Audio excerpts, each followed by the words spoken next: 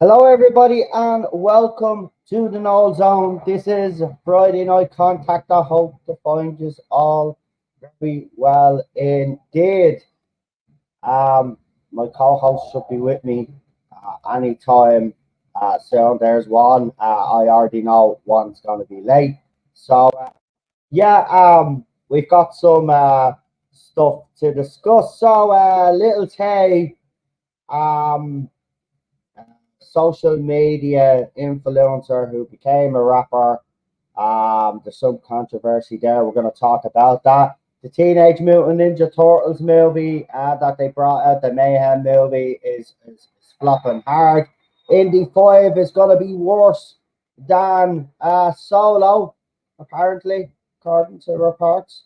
Megan Fox is in the news because, like most celebrity women that adopt kids, the way their kids then are seen in public, there's going to be criticism, and she's hit back at some of that criticism. Social media influencers are obviously caused a storm in the US and the UK, and we will cover that with the Little Tay nonsense. Dwayne Johnson is still crying over Black Adam. Looks like Wonder Woman 3 maybe can't, which is not surprising. The Hunchback of Notre Dame, the new movie, that live action, has been canned also, apparently. Emily Blunt confirms that the script for Age of Tomorrow 2 is done, and basically she's waiting on Mr. Tom Cruise. She basically said, how many Mission Impossible movies does he actually need? And I would have to agree with that. So leave a chat or a super chat, guys. Get involved. Don't forget to like, share, and most importantly, if you're new, subscribe. We're also on social media. We're on X at the Null Zone, and so is my other co-host who will be joining us later at The Problem Being. And as always, thank you for watching in advance. Let's bring on me first of two of my co-hosts. Obviously, my second co-host apparently is going to be a little bit late. Probably double booked, but there you go. Or is doing something else. But but we got PD Rich joining us. Howdy ho. And I've got me beer. Okay. I've still got a swollen ankle. That's about it. Actually, that's not bad. Do you know that? That's actually not bad. Anyway, let's get into this Little Tay nonsense. I did do a member stream on it, but I also want to include the recent riot in the US and in Oxford Street in UK because of social media influencers. But let's talk about Little Tay. And for anybody that doesn't know, Little Tay is a child brat from social media fame. Little Tay is a disgusting, vile little human being. For the age that she is, she's 14, and she's already going to become one of the most toxic people on the planet. It was reported that herself and her 21-year-old brother, who is apparently responsible for this monster and creation, apparently died. Now, shortly after the news broke, the father was contacted for a statement, and he started acting all coy and suspicious, and the rumor mill was going full time.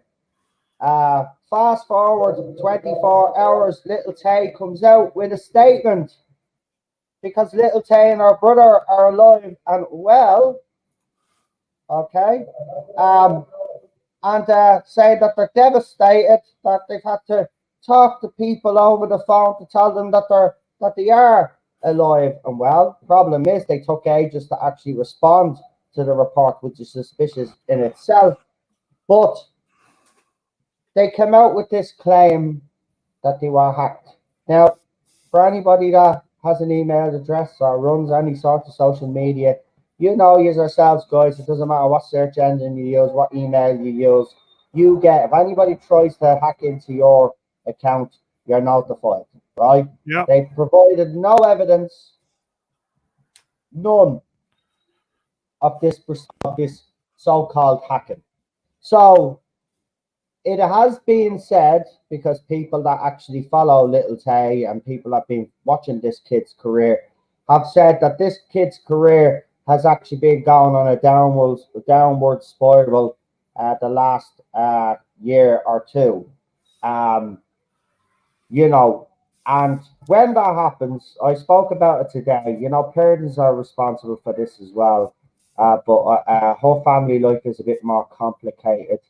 There has also been accusations of physical and mental abuse. Now, I don't mean physical as in SA or anything like that, but as in hitting and you know, violence, if you want to put it that way. But nothing has really been substantiated or verified, so it's all speculation.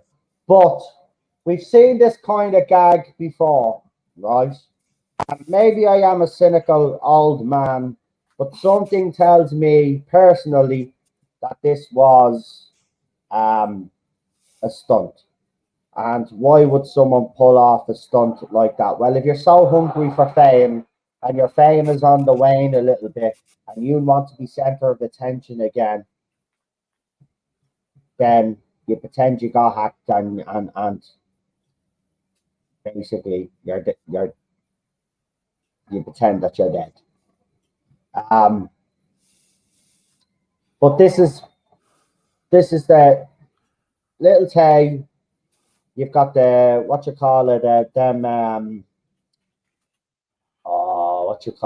them twin brothers, the Sultan boys, whatever they call themselves. They were kissing each other and all now. You've got the Cash Me Outside girl and all of this, right? These are the type of kids. Listen, I'm going to ask you, PD, first of all, okay, if this is a hoax, it's obviously disgusting. If it is a genuine hack, I find that hard to believe because you don't put the evidence up straight away to show that it was hacked so everybody would actually stop speculating. But the fact that that hasn't happened is a bit suspicious. But this is a sad indictment, isn't it, of our society when kids like that young, are pushed into social media by their family or by older siblings because they're hoping that that one video goes viral that will basically bring them instant fame. Should kids, I've said this a long time, I've been saying it a long time, but should kids be actually banned off these type of social media platforms? Well, that's the age-old question, isn't it, really? What age should you be before you're allowed on social media? I mean, Carl Benjamin says he won't let his kids on there until they're 16, so... Oh, yeah, but as I said, I think it's about time that we had like restrictions on social media. It's getting ridiculous. You know, for well, if you look at what's happened, right, that's the Little Tay story. So this brings us into a nice little segue. Because two social media influencers caused a riot in New York, and then a couple of days, it was like as if the New York riot happened and some social media influencer in the UK says, I could do one better. And then they announced that they were having some sort of competition in Oxford Street. And of course, then the place started getting looted. TikTok seems to be the main culprit for all of this. TikTok is also the main culprit for all the gender nonsense social media influencers that have come along. Is it time that governments put pressure on TikTok, or do you think that TikTok should be actually banned? I mean, Donald Trump said he was going to ban TikTok, didn't he? Yeah. Did he ever do it? Because he said he was going to put Hillary Clinton in prison, and that never happened either. Yeah, Donald Trump says a lot of things. But this is the thing. it needs to actually happen. Some president or someone out there needs to set the ball rolling, or some country needs to set the example and ban TikTok from Google Store, Western wherever world needs to be it's banned from the Western world, really. So really does. It's China. It's a Chinese platform. So you're just giving information to their enemies. Lee says ban social media, full stop. I'd have to disagree with that. Listen, I met my missus through social media. Social media has its good points. It's a double-edged sword, really, though. But it does have a lot of negatives. But we can fix the negatives. That's the thing. If there's a will to do it, we can. I don't think kids should be on social media. I don't think you should be on a social media platform up until you're over 18. Like everything else, you vote when you're 18. I think you shouldn't be allowed on these social media apps until you're 18. Because there's a lot of adults on it, and unfortunately, there's a lot of peas on it as well. Right? Yeah. And we've seen that over the years. So you got to protect your kids. But mothers and fathers are willingly putting their kids front and center on social media to try to get that instant fame, and they're putting their kids in all sorts of danger. And then we got social media influencers who say they're going to have a competition in certain streets, and then a whole riot breaks out and start looting shops. So something does need to be done. Where about the social media influencers and people like Little Tay? If it turns out that it is a hoax, should Little Tay or the people around her and people like that in general face any sort of consequence for pulling a stunt like this? Because it seems to be a very frequent thing, and people do get exposed that it's a hoax, but nobody seems to do anything about it. Should there be a punishment? Yeah, sure there should. I mean, if they're the instigator of it, they should be held responsible. But they never get held responsible. It's always, oh no, we can't hold them responsible. It's the people who've done it. But that's the whole point. The whole word influencer. If they started it, they should be held responsible. They're the ones that should be arrested, pretty much, along with anyone else who commits a crime. But it just doesn't seem to happen. It's like the Wild West sometimes, especially TikTok. I just don't know. Yeah. I don't know. I mean coming back to what you were saying earlier. I always said the thing about social media is it's a double-edged sword. Really, you got some good and you got some bad. And when I was up doing my level 3 at college in the creative media and television production, one of our lecturers actually turned around to us and said, "You don't hold a meeting over Facebook. That's like holding a meeting, a serious meeting in the pub, and you don't do it over Twitter either, because that's like holding it in a town square." Pretty much. Yeah, I agree. I mean, the influencers, as in influence people, and that's the thing. If they say something and it has a negative consequence, and shops end up being smashed up or there's a riot, I think they should be held to account. Absolutely. I think it's ridiculous that they're getting away with it. But again, we've got to stop promoting people like the Cash Me Outside girl, this Little Tay, and those sort of influencers, because they have a negative impact on young people anyway. Exactly. You know what I mean? It's the way they carry on. I mean, I watched 3 videos of that Little Tay, and after 3, I had me filled. I mean, if that was my daughter, you would not be acting like that. I'm sorry, but you wouldn't be. You would have structure. You would know who's in charge, and you wouldn't be bragging about money either. And this is the thing. This social media, the one thing I will agree with Lee on is that social media has made it easier for you to become famous now and make money. And people that can't handle the fame and are not used to all that money, like kids, for example, kids cannot handle them. And you see what we get online. Guys, you know what you see is get. Anybody has an opposite opinion, right? Someone else out there, you know what crap you get on social media. And these kids are exposed to that as well. And if it's hard for us, can you imagine what it's like for a 14-year-old? And this kid has been doing it a while, so they've been younger. You know what I mean? So it's bad. I just honestly think there should be some sort of well, the kids should be banned, and then second of all of these social media personalities like Dylan Mulvaney, that other idiot Jeffrey, and all of these other people that promote terrible lifestyles like the obese bleeding accounts children, all of that Yeah. should be either TikTok get their finger out, which they won't, because that was the whole point of TikTok, or governments take action. And I mean, these are all so quick to ban X if you want to ban X, and you have banned Russian RT. You have banned RT, no problem, but you won't ban TikTok. TikTok needs to be banned. TikTok has been responsible for a lot of the trends and a lot of deaths. That app has been responsible for deaths because of these trends that are on it, eating fucking Persil tablets and those dissolvable ones and all that, and they all end up sick or dead. Like, yeah, it's disgusting what's happening. I mean, this is a Mizzy kid as well. That kid should have been locked up. I'm sorry. Well, he was at that riot. He turned up in Oxford Street, the wife said. He turned up there. God. Yeah, he should have been arrested as an instigator. But how many times has he been arrested and warned? And he even said it himself. But he even said it himself. He said it on Piers Morgan. He said it in another video, right? He said it. He said social media laws in the UK are crap, and they won't do that. And he's right. They won't do that. Yeah, I've got to give it to him on that one. Yeah.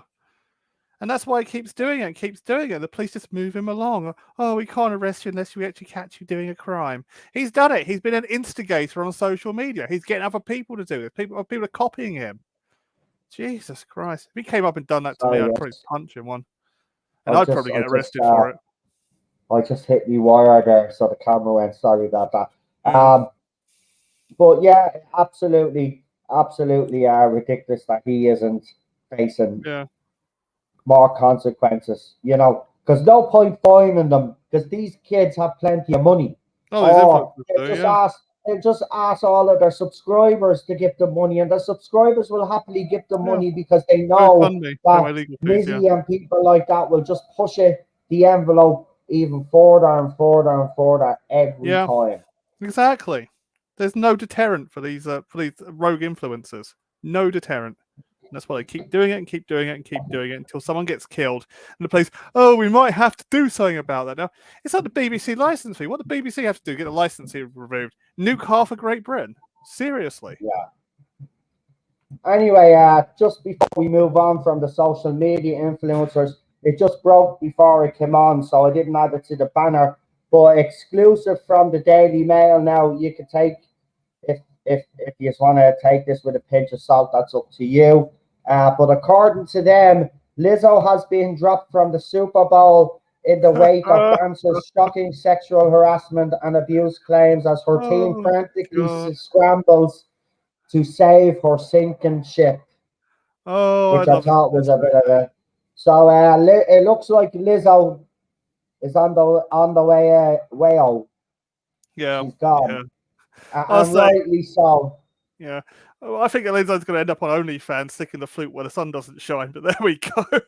No, nobody will sign up. Listen, nobody will even sign up. She's been promoting an unhealthy body image, and now, as I said, because of Lizzo, you've got TikTok ones now, and I just posted one up to them tonight. Now she's influenced other TikTokers that are obese and overweight and are going to die pretty soon. And like they're telling everybody that this is an okay weight to be. It's not. No. I put on weight, as I said, over the pandemic. I put on a lot of weight. I'm not going to lie. And I was sluggish. I was unhealthy. I was sweating all the time. I was just no energy. Right? Yeah. Now I got into this Hello Fresh nonsense. The meals, you can get calorie meals and all of this, and I'm eating a lot healthy, and the portions are down, and I'm losing weight. Because being fat is not healthy. Sorry, I don't care what anybody says. I'm not slagging anybody out there that has a medical condition, by the way, because we know that people have medical conditions, and unfortunately, the side effect of that is people put on weight. I'm talking about the people that actually eat themselves fat. Right? And we see plenty of them on TikTok. Right? Here, again, a mother showing what her daughter eats on TikTok, and she's already about 500 pounds. Like, leave it out. God. Yeah, that's close. That's close to the end, isn't it? Yeah, it's like it's all right to be overweight, but obesity, so it's just that's a death sentence. It's just too dangerous. Yeah, have heart It attacks and all is. sorts of things. Diabetes, heart attacks. Yeah. Yeah, I mean, I'm a bit Anyway, over it, but it's just that's just because I haven't been able to get out this week because of my bloody ankle. But hopefully when I get well, back to work, I'll lose it. Anyway, there you go. let's move on from the child and social media influencers, and let's talk about the man-child, Dwayne Johnson. Oh, So God. Dwayne Johnson blames new leadership for the end of the Black Adam franchise. And I'm just Yeah. going to say that's absolute bullshit. Um, Yeah. the bottom line is this, mate. Right? You did what you always do. You screw other people over to make sure that your movie is done. And then what happened is when the new regime came in, they knew you were a bit of an asshole, and they said that's the end of that. And that's the Yeah. bottom line. But he's still bitching. He's still bitching about Black Adam. I mean, he has to let go. Yeah. I know. But also it's also DC's problem for just greenlighting some crap films. They have been just greenlighting terrible comic book movies. They just can't get it. They don't give the people what they want. They give them what they think they want. And they just get it all wrong. And so, but he should be taking this attitude. If it failed, it failed. I mean, is Matt Smith going crying about it for the last one he was in? No, he's not. He's just going on to his next job, pretty much. What does everybody in the chat think of Dwayne Johnson still bitching about the fact that the new regime have basically killed his franchise? Because that's basically what he wanted to do. He wanted to go in there, be the big man, and basically create this world, and he used Henry Cavill to do it. Remember that he used Henry Cavill. He didn't give a shit about Superman. He just gave a shit about having him in his movie. So fans, because he knew fans would want then a second movie and stuff. He knew what he was doing. But what do you guys think? Do you think that he should get over himself and just move on, as PD said?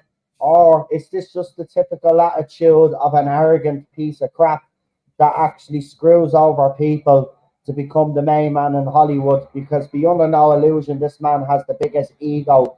His ego is a fucking planet, to be quite honest. Unlike his father, who was very humble, his son, Dwayne, is a bit of a fucking... Yeah, he has let Hollywood get to his head. That's exactly what it is, man. But he's always been a bit of an arrogant piece. Yeah. I mean, people in the wrestling world will know just as well, because obviously The Rock, we all watched the wrestling when he was The Rock and Triple H and all those deadly... I mean, WWE, as it's called, that was brilliant back then. Yeah. That era. Oh my God. But even then, he was an arrogant piece of shit, Yeah. Yeah, I know. Let me say, got a comment from Peter. The Rock has a good run in movies. His time is on the way in LOL. I mean, he's had some decent movies. I'm not gonna lie. Yeah. I mean, I've liked some of his movies. He was good as the Scorpion King, though. I mean, that movie is terrible. It's terrible.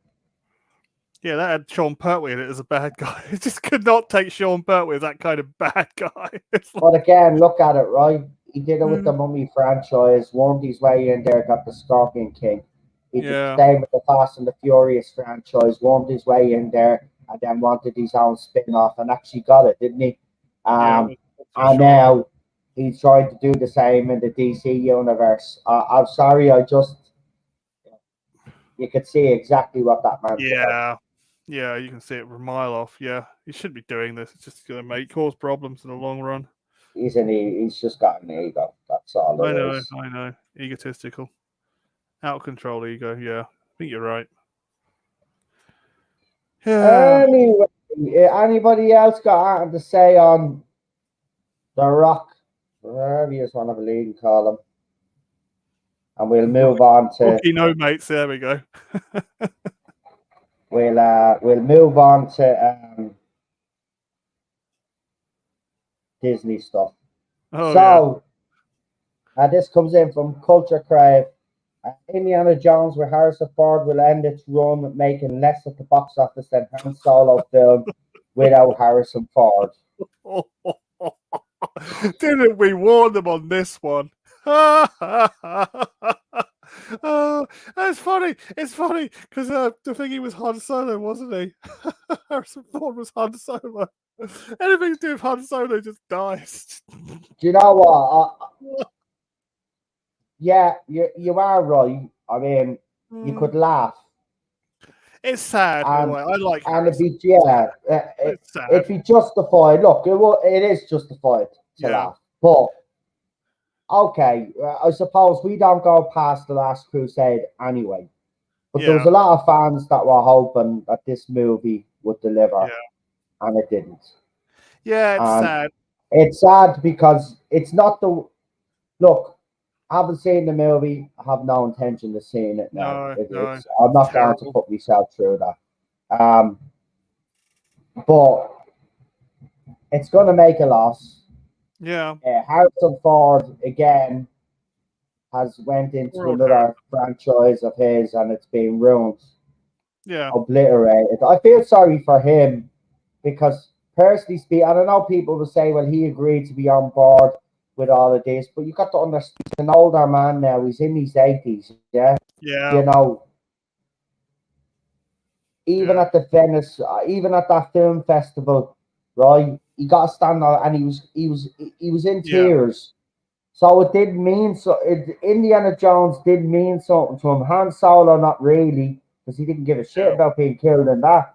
But he did care about Indiana Jones, and I just think it's sad on him. Yeah, that these are the type of movies that he's getting, and they're basically, well, they won't destroy his legacy with us. No, right? No. Because we have our favorite movies of his, and we won't stop being fans of his movies. But these last two movies, even the Crystal Skulls, that was just basically pissing on Indiana Jones. So, you know, it's sad, but so they've got that. I'm not laughing at Harrison, by the way. I'm just laughing. Oh, no, you're laughing. We all told her, we all told all the Horseface this would happen, and she still pushed through with it. Anyway, more Disney news connected is that Snow Latina is given out again. Latina Tanya. That's what I call her now, Snow Latina, because she's not Snow White. So Snow Latina is not happy again, because, you know, that she's just not a happy person. But all I'll just say is that she is doing everything to guarantee and secure Disney another box office flop. I mean, they're going to have another one, PD, because this woman just cannot, and I mean, she cannot keep her mouth closed. She just. And what did Gina Carano get fired for again? You know, how did I got Gina and all this, and you got like you've literally got an actor just screaming and shouting her head off and sticking their middle finger up at Disney at the moment. It's like you fired Gina Carano over a Twitter post. It's like, you people mad? Seriously, it's like they have. Then again, they're a cult behind the scenes. They're an ESG cult at Disney. We all know that now since WWE Pro came out with it and released all the evidence. So yeah, it's insane though. Like, Disney is just insane, and this is insane. I think they're gonna have to. They'll probably distance themselves from her like they did with the last one, who were shouting their mouths off. I mean, you know, they're gonna have another. They are gonna have another. Like, I mean, my response to her was that's okay, sweetheart. Nobody's going to watch the movie anyway. They'll read the book or they'll watch the original. So I mean, keep moaning all you want. I mean, she hasn't stopped moaning. I mean, you're in a privileged position. You get to play a character that's not even supposed to be played by you. Yeah. Yeah, you got like a wonderful opportunity. Just pissed it down the toilet now by shouting your head off in the SAG-AFTRA thing. Strikes, that's it. Sorry, I got brain farts tonight. Yeah, the SAG-AFTRA strikes.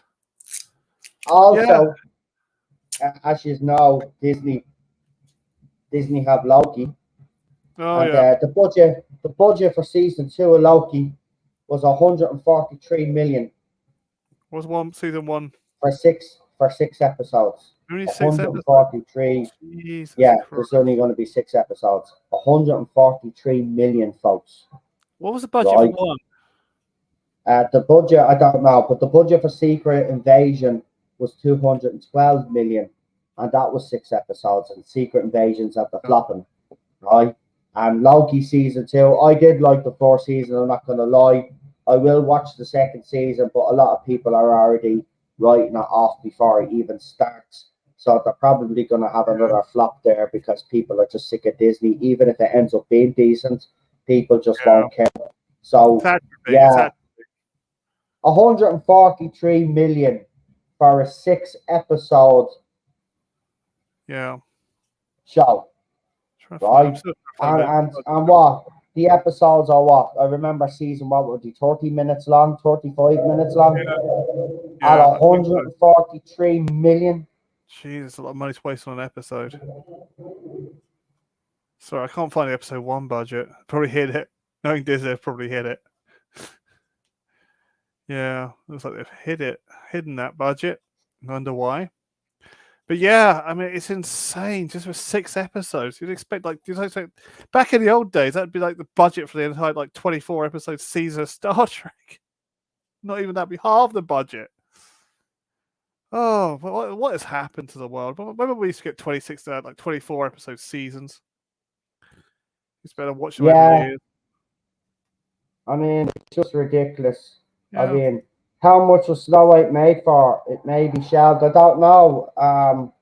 But again, I don't think they're going to shelve Snow White. They're not going to shelve it. They can't now. It's too far in. They can't flop after flop. They'll have to make some money. Yeah. I'm only getting the original. I'm only getting the original budget. I'll remake. Should be on here somewhere. 2024. I don't think they're releasing a budget for that yet. We'll check. Bear with me. No, we don't think they're releasing the budget. They're probably doing that on purpose. No, sorry, I can't get it. Nah, so the budget wouldn't be known yet because they're already doing promotion now. So if they're doing the promo, the final figure hasn't been tallied yet. That's it. That's probably why. So you'll have to wait. It's too early to be talking about budget. Or ask Godin. He might know. So I'd wait a while. To be honest, give it a couple of more weeks. We could have an idea because they usually do tell you how much they've spent on a movie. I think Snow White will be cancelled. They will blame the writer's strike as a smoke screen. Well, I don't know the way she's going on.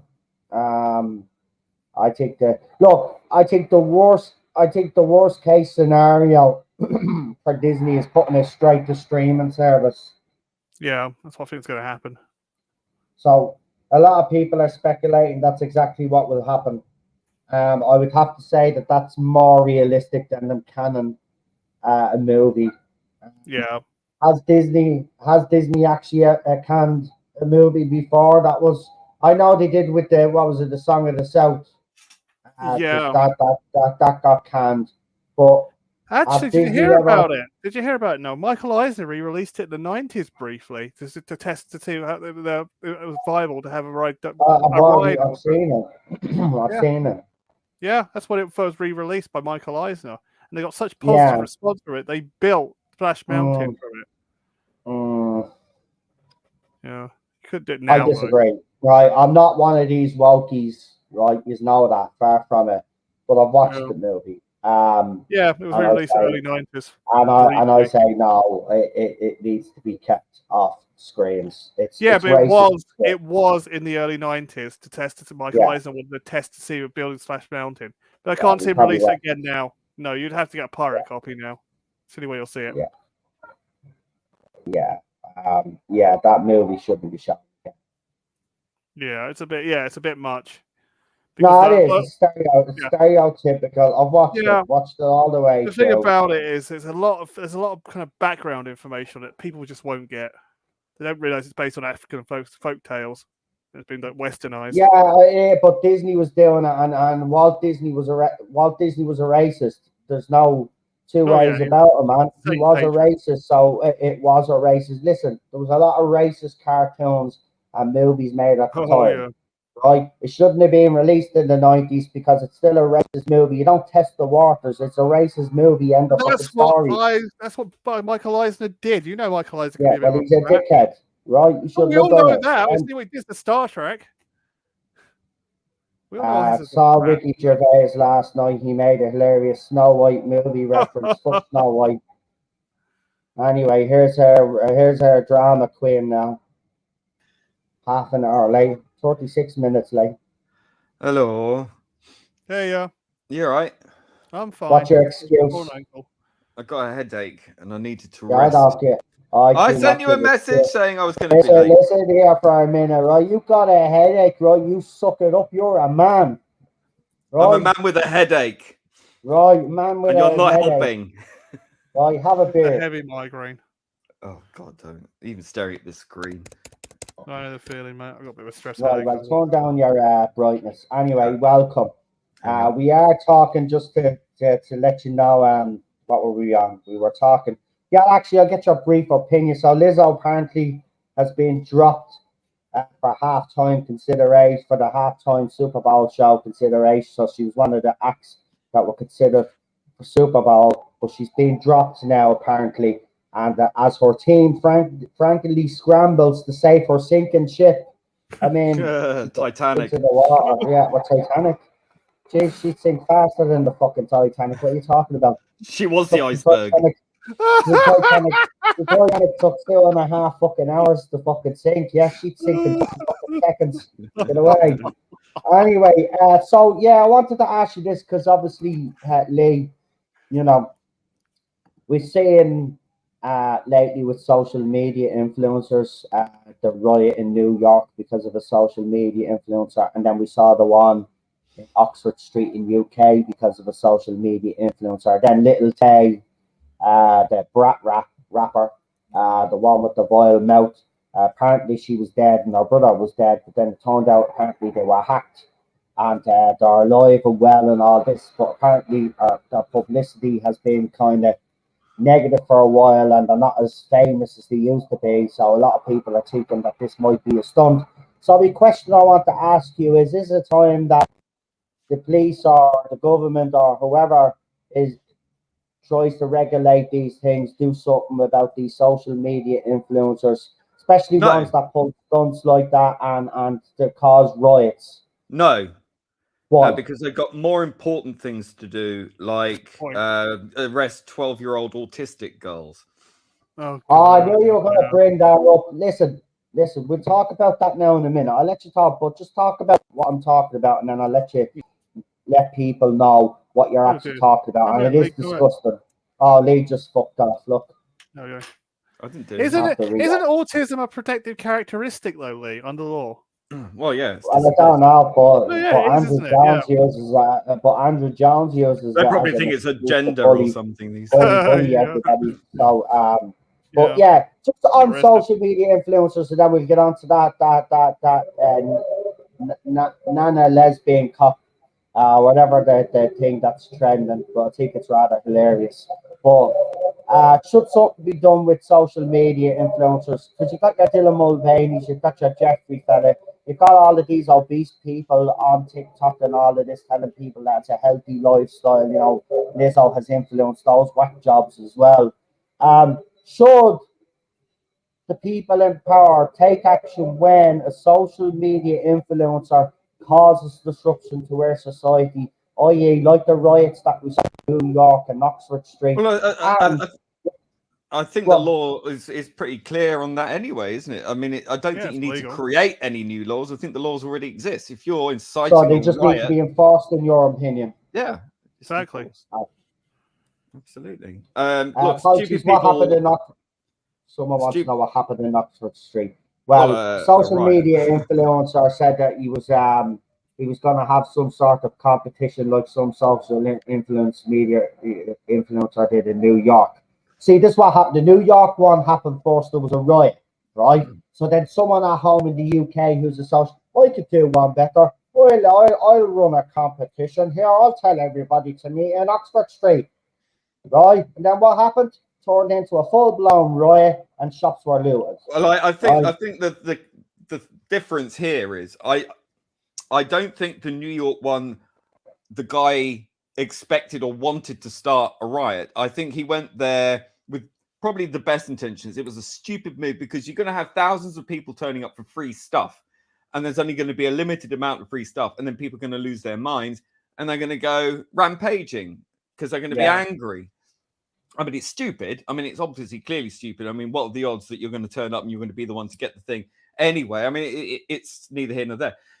But the one in London, they knew the outcome of what would happen if that happened, and they still went ahead and did that as a copycat thing, expecting, undoubtedly expecting. You know, it might have been a bit of a dog whistle to get these people down there to cause trouble in the first place. And it's copycat America. Like, I am so tired of British culture being subverted by this kind of copycat Americanization, and it's not authentic. It's our troubles in this country are not the same as in America. The race issue in America is not the same as the race issue in this country, and I think this is clearly about that more than anything else.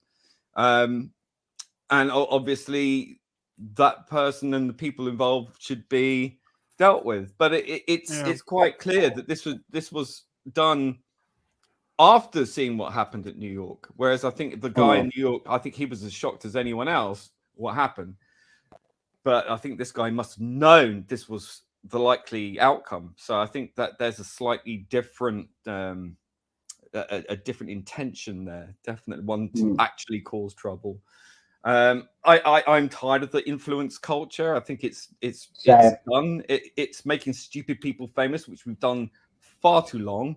Love Island. Reality TV started all this, and now it's gone on to the internet. It was YouTube, and now it's TikTok, and it'll be something else after that. So, I mean, you can ban TikTok, but what they're going to do? They're not going to stop.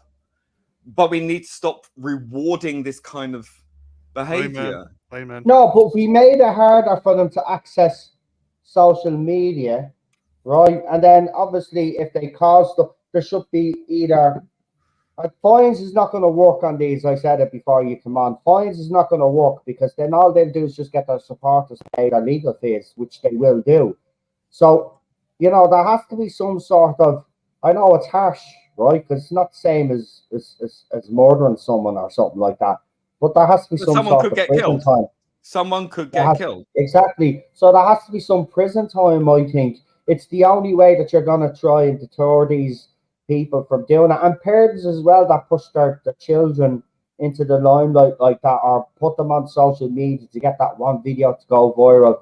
Parents also have to take a responsibility as well. I mean, parents in 2023, I'm sorry, but you look for every excuse in the world not to blame yourselves for your children's fucking mishaps and downfalls. It's up to you as parents to set a fucking example to your kids. Where are the parents? Half the time, that's what I mean. There's some of these parents, though, Lee, like Little Tays, or, well, I think the father and the brother, I don't know anything about the mother, but apparently the brother is 21 and he's the one that's behind her fame. Like, he kind of pushed her into this, like, social media. But you are right. There are parents that literally put their kids on camera hoping that a video will go viral so they get that instant fame as you talk about. Well, I don't even know if it's that. I think you might be right in some respects, but I also think it's a lack of parenting that they are doing this because they want the attention, because they're not getting it from their parents. It themselves, yeah. Not only that as well, not just the kids looking for attention, though, Lee, the parents as well, because the parents, you know, the kid becomes famous, then there was a writer in Hollywood, this woman who is a writer who's on the strike, and she did an interview, and I don't know if she was joking or not because it's in a printed interview or online interview. But she said, you know, what I did, what any mother would do in this situation when you need to get some form of income, put your 2-year-old daughter on YouTube and try and make her famous. I'm like, are you for real?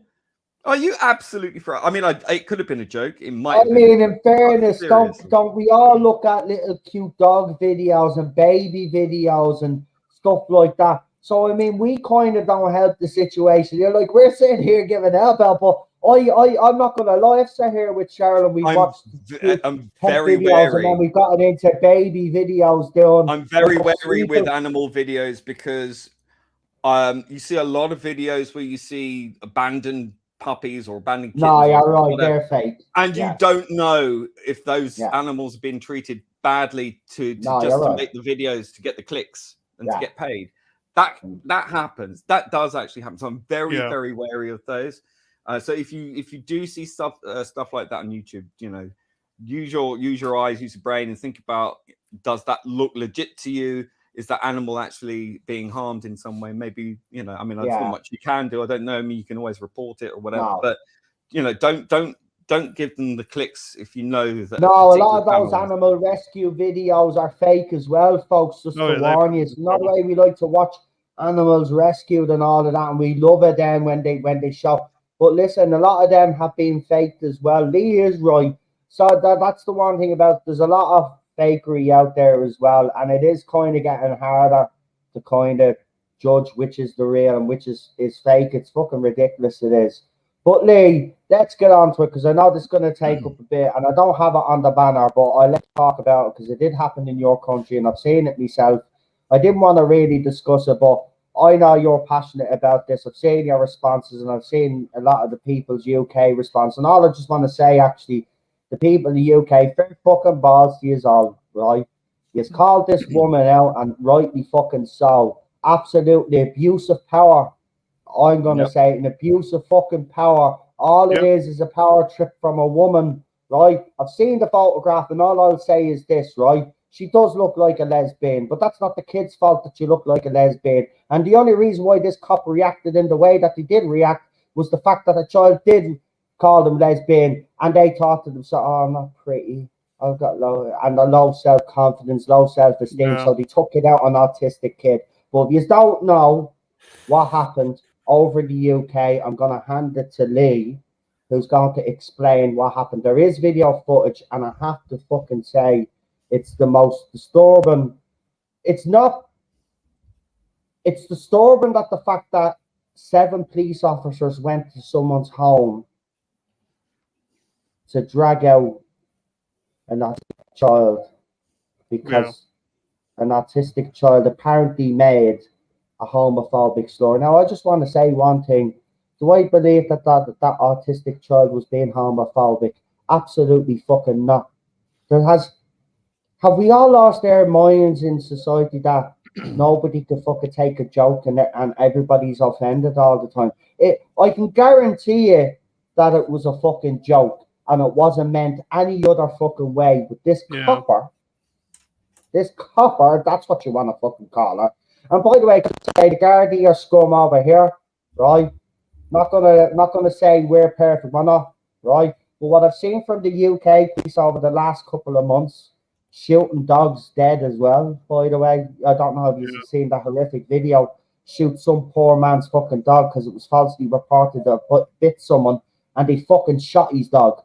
Right? They shot his fucking dog dead in front of fucking people. It's the most disturbing thing I've seen, and now they go and do this. And we know that they don't do anything about the Just Oil protesters. They protect all of these fucking anti-women groups as fucking well, right? Just like in Ireland, not just slagging the UK, it's the police all over the fucking Europe and all over the world, right? But Lee, let everybody know what actually happened and the sequence of events. Please. Yeah, I mean, I can only go by what the mother posted on social media, which was a video, and some of it, the sound was cut out for, I don't know, whatever reason. But what I ascertained. Do you think? Hold on, Lee, would it be better for? Do you think we'd get away with it if I played the video? Yeah, found play the it. video. I think it'd be easier. Right, what I'm going to do, though, for this, folks, is so we don't have any glitches, I'm going to come off camera now and I'm going to remove the actual plug, right? Because I'm going to share a video, right? And as you know, do this, everything goes haywire. Oh, your audio is better suddenly, by the way. Don't know what you it's just did. because then it must be the I'm telling you, man. I can't win when I want to use the camera and show me face. Everybody was saying no, like, you know. Well, I think And it's better Cheryl, to hear you than to see you. Like, I mean, you know. Yeah, sound is 50% the picture, mate. wow. Thank you. You trying to say I'm ugly or something?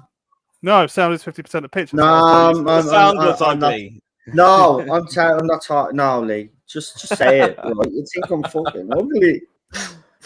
Oh, get over yourself, for fuck's sake. Fuck you, man. Who are you calling ugly?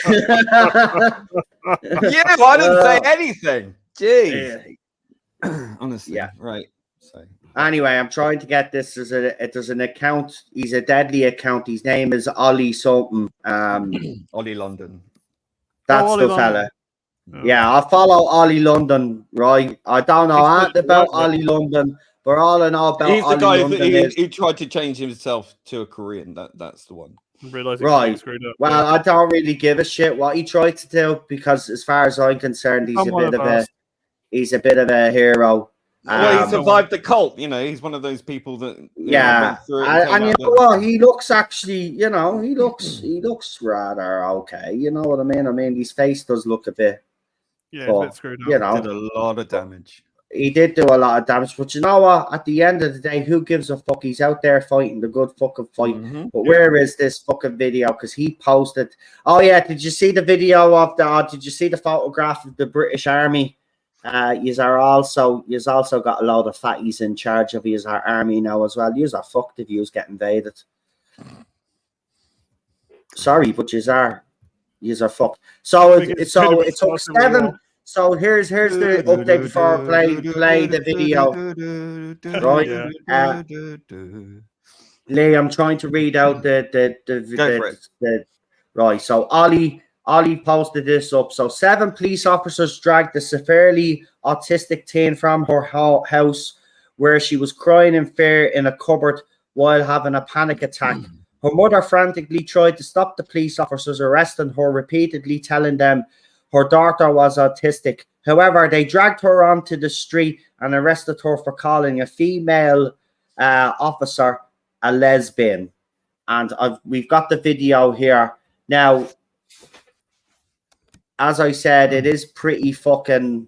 It's not a full video, right? Because the full video goes on for a couple of minutes. But this is a 35-second version of the video. And the female police officer involved, you'll see her as clear as day, and she looks like I'm not being bad about her, right? But she actually looks like a woman that was bullied in school, and this is her revenge. She's one of those women that was definitely bullied in school, or she was jealous of the pretty type, right. Is it on the screen there for you there, lads? On yeah. Okay, I'm going to play this, folks. Here we go. Yeah, there's no sound. I think part of the video is without sound, by the way, so it might just be that. So there she is on the ground. They have her on the ground. 7 police officers, folks. 7 police officers, right? Okay, now she's holding her arm. Look, you have her arm there. Look at. And there's the police officer in question there. There she is there. And she's standing, do you notice? She's standing away now. She's not getting involved. Yeah. You know, but that's not the whole video. Right? It's not. That's what I said. I was only playing 35 seconds. But you see the video where they're at home. The mother is trying to explain to the police officers, listen, my daughter's autistic. She's in the cupboard, panic attack. Blah, blah, blah, and they don't take any heed of that, and that's the result there. And then that pig, right, and I will say it, pig, oink, oink, is just standing there looking like what you'd expect a leftist feminist twat to look like, right? This woman, right, I can guarantee it, right, the problem with that officer is, number one, the person that probably called her a lesbian is probably stunning, right? And second of all, this woman knows that no man will ever want the Wicked Witch of the West anywhere near them. They're absolutely disgraceful. But Lee, when you see things like that, and you've seen the way the UK police have handled these sort of so-called hate crimes, I mean, it must make your blood boil that It does. dragging an autistic girl out of our home. And let's be honest, it wasn't. I honestly believe this autistic child wasn't being homophobic. Well, the thing was, right, okay, so the situation was she'd been out drinking with her friends or whatever, so she's not entirely, Miss Goody Two Shoes, but she got into a bit of trouble with them and they took her home. And then on the way there, I think when she was in, she got lippy. She called her, "You look like a nana lesbian." No. What happened was, I think this was when she was inside the house. She said, "You look like." I think she said something like, "You look like a lesbian. My nan's a lesbian." Right. So her grandmother is also a lesbian and is married, and that's what the mum says in the video. Yeah. And then obviously this officer lost her fucking mind. And then 7 police officers who just, who were there. I don't know why there were 7 of them, but they were trying to arrest her for a public nuisance, which is unlawful because it's in a private residence. Yeah. So it's not a public nuisance. And even in the public statement that the Yorkshire police put up, said that she was arrested for a public nuisance. But you can't, as I say, you can't arrest someone for a public nuisance if you're in a private address. Yeah. So anyway, she started. They started manhandling her. The mother arrived, and she was trying to try and stop them. She sort of managed to hide in the closet, sort of in the recess in the house, and she was crying and screaming, and she was hitting her head against the wall. She was very, very distressed. And they were trying to drag her out, and they did. Apparently, she's got scoliosis in the spine as well. It's painful when they sort of put her outside on the floor like that. She needs to get in touch with Harry Miller quick. That's what I'll say. But what they should have done, I mean, apart from the fact that they shouldn't have arrested her in the first place because she didn't do anything wrong, lesbian, as far as I know, is not a homophobic slur, unlike the word queer, which is a homophobic slur, but that's okay, apparently. So anyway, it was an overreach. They should have known better. They should have handled it better. What they should have done is sent off the police officers.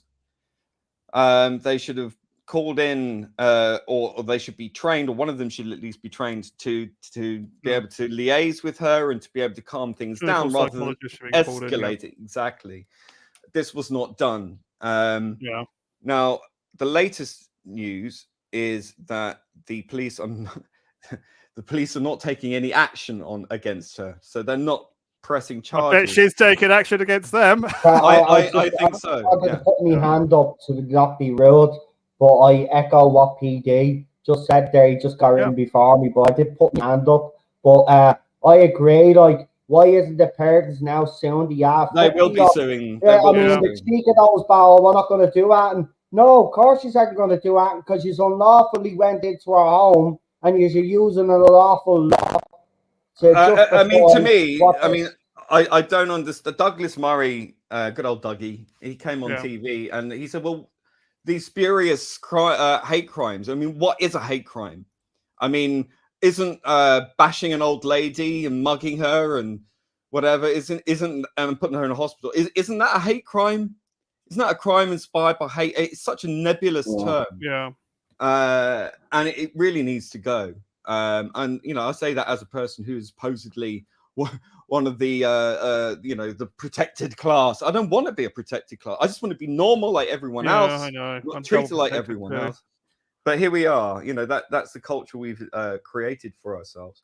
But the fact that officer took what is ostensibly revenge, really, an abuse of power, I don't think there was any call for that, especially if the girl's She's got to go. autistic. She's got to go.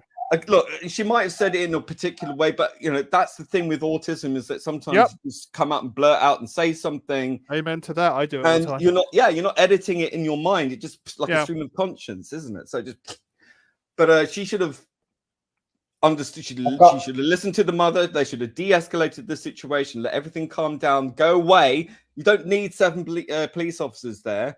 You're just agitating it, making it worse, and then using physical force to drag her out screaming after she was seen bashing her head against the wall.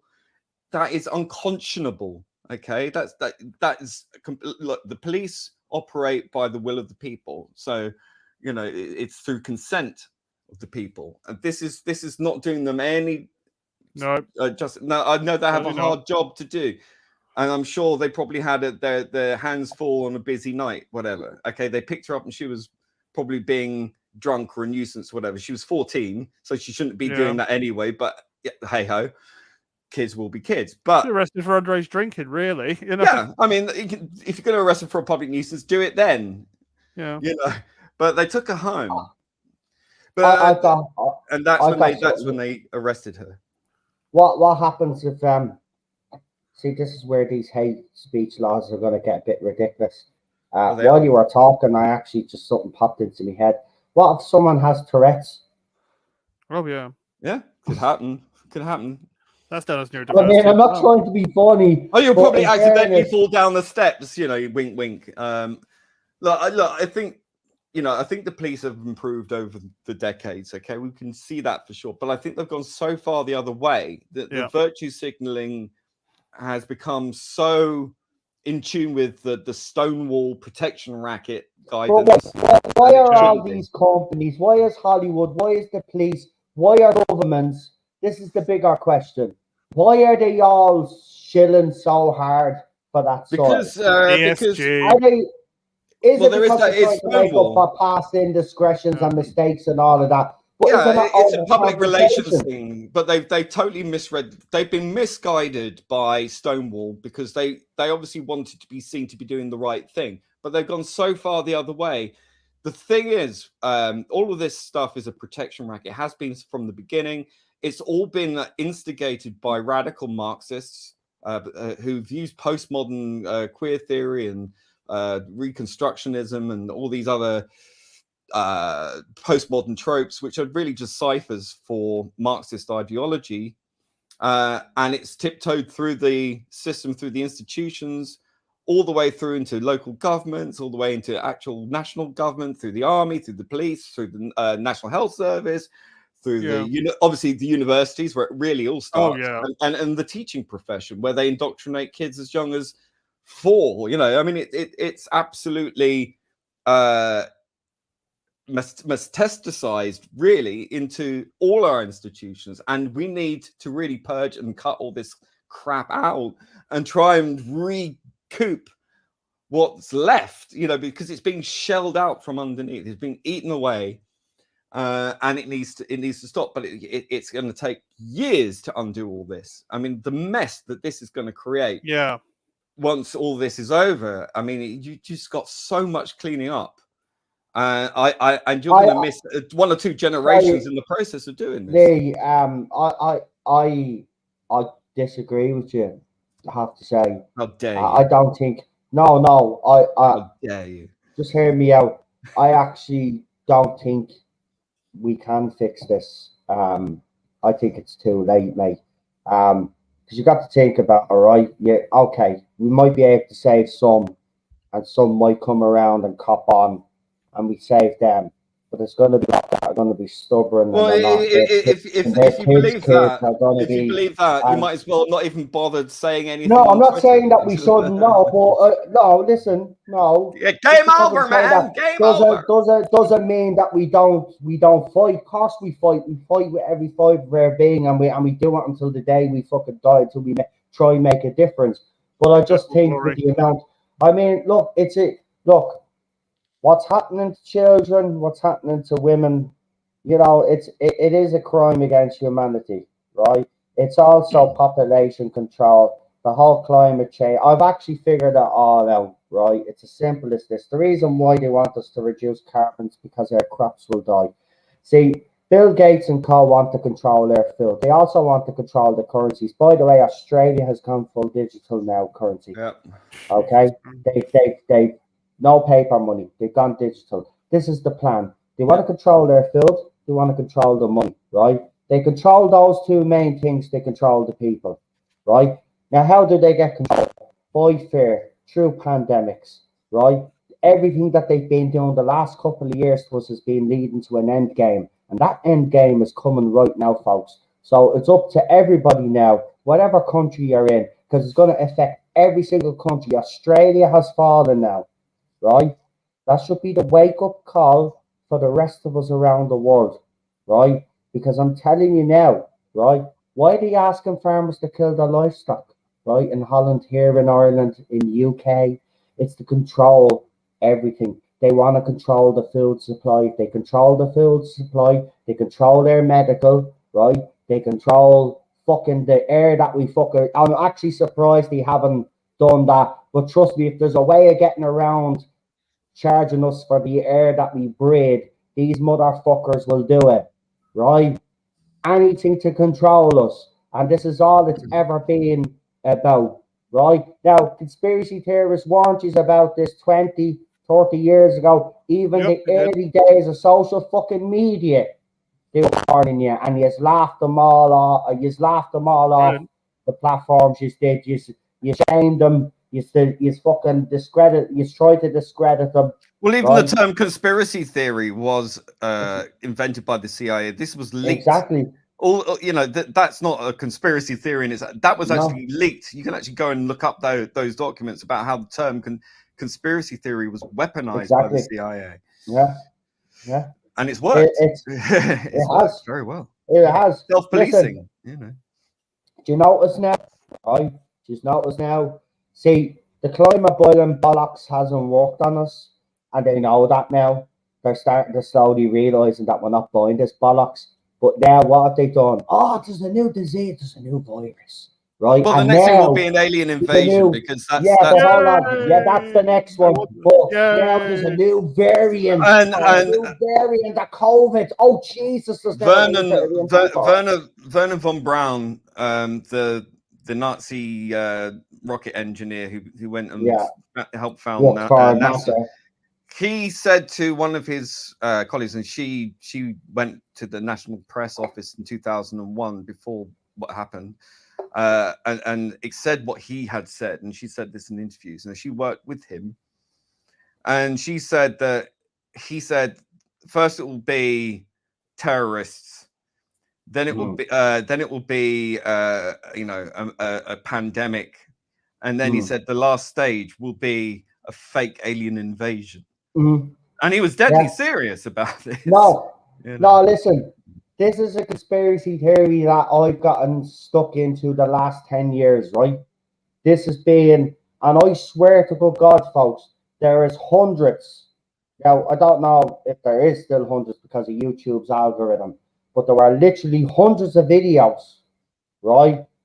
Laying it all out for you, right?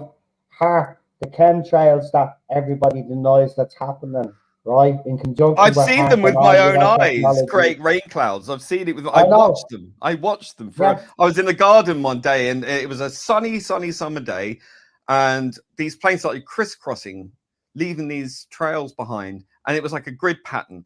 And then they went away, and these contrails supposedly, they just disappear within like seconds after the planes. These stayed there.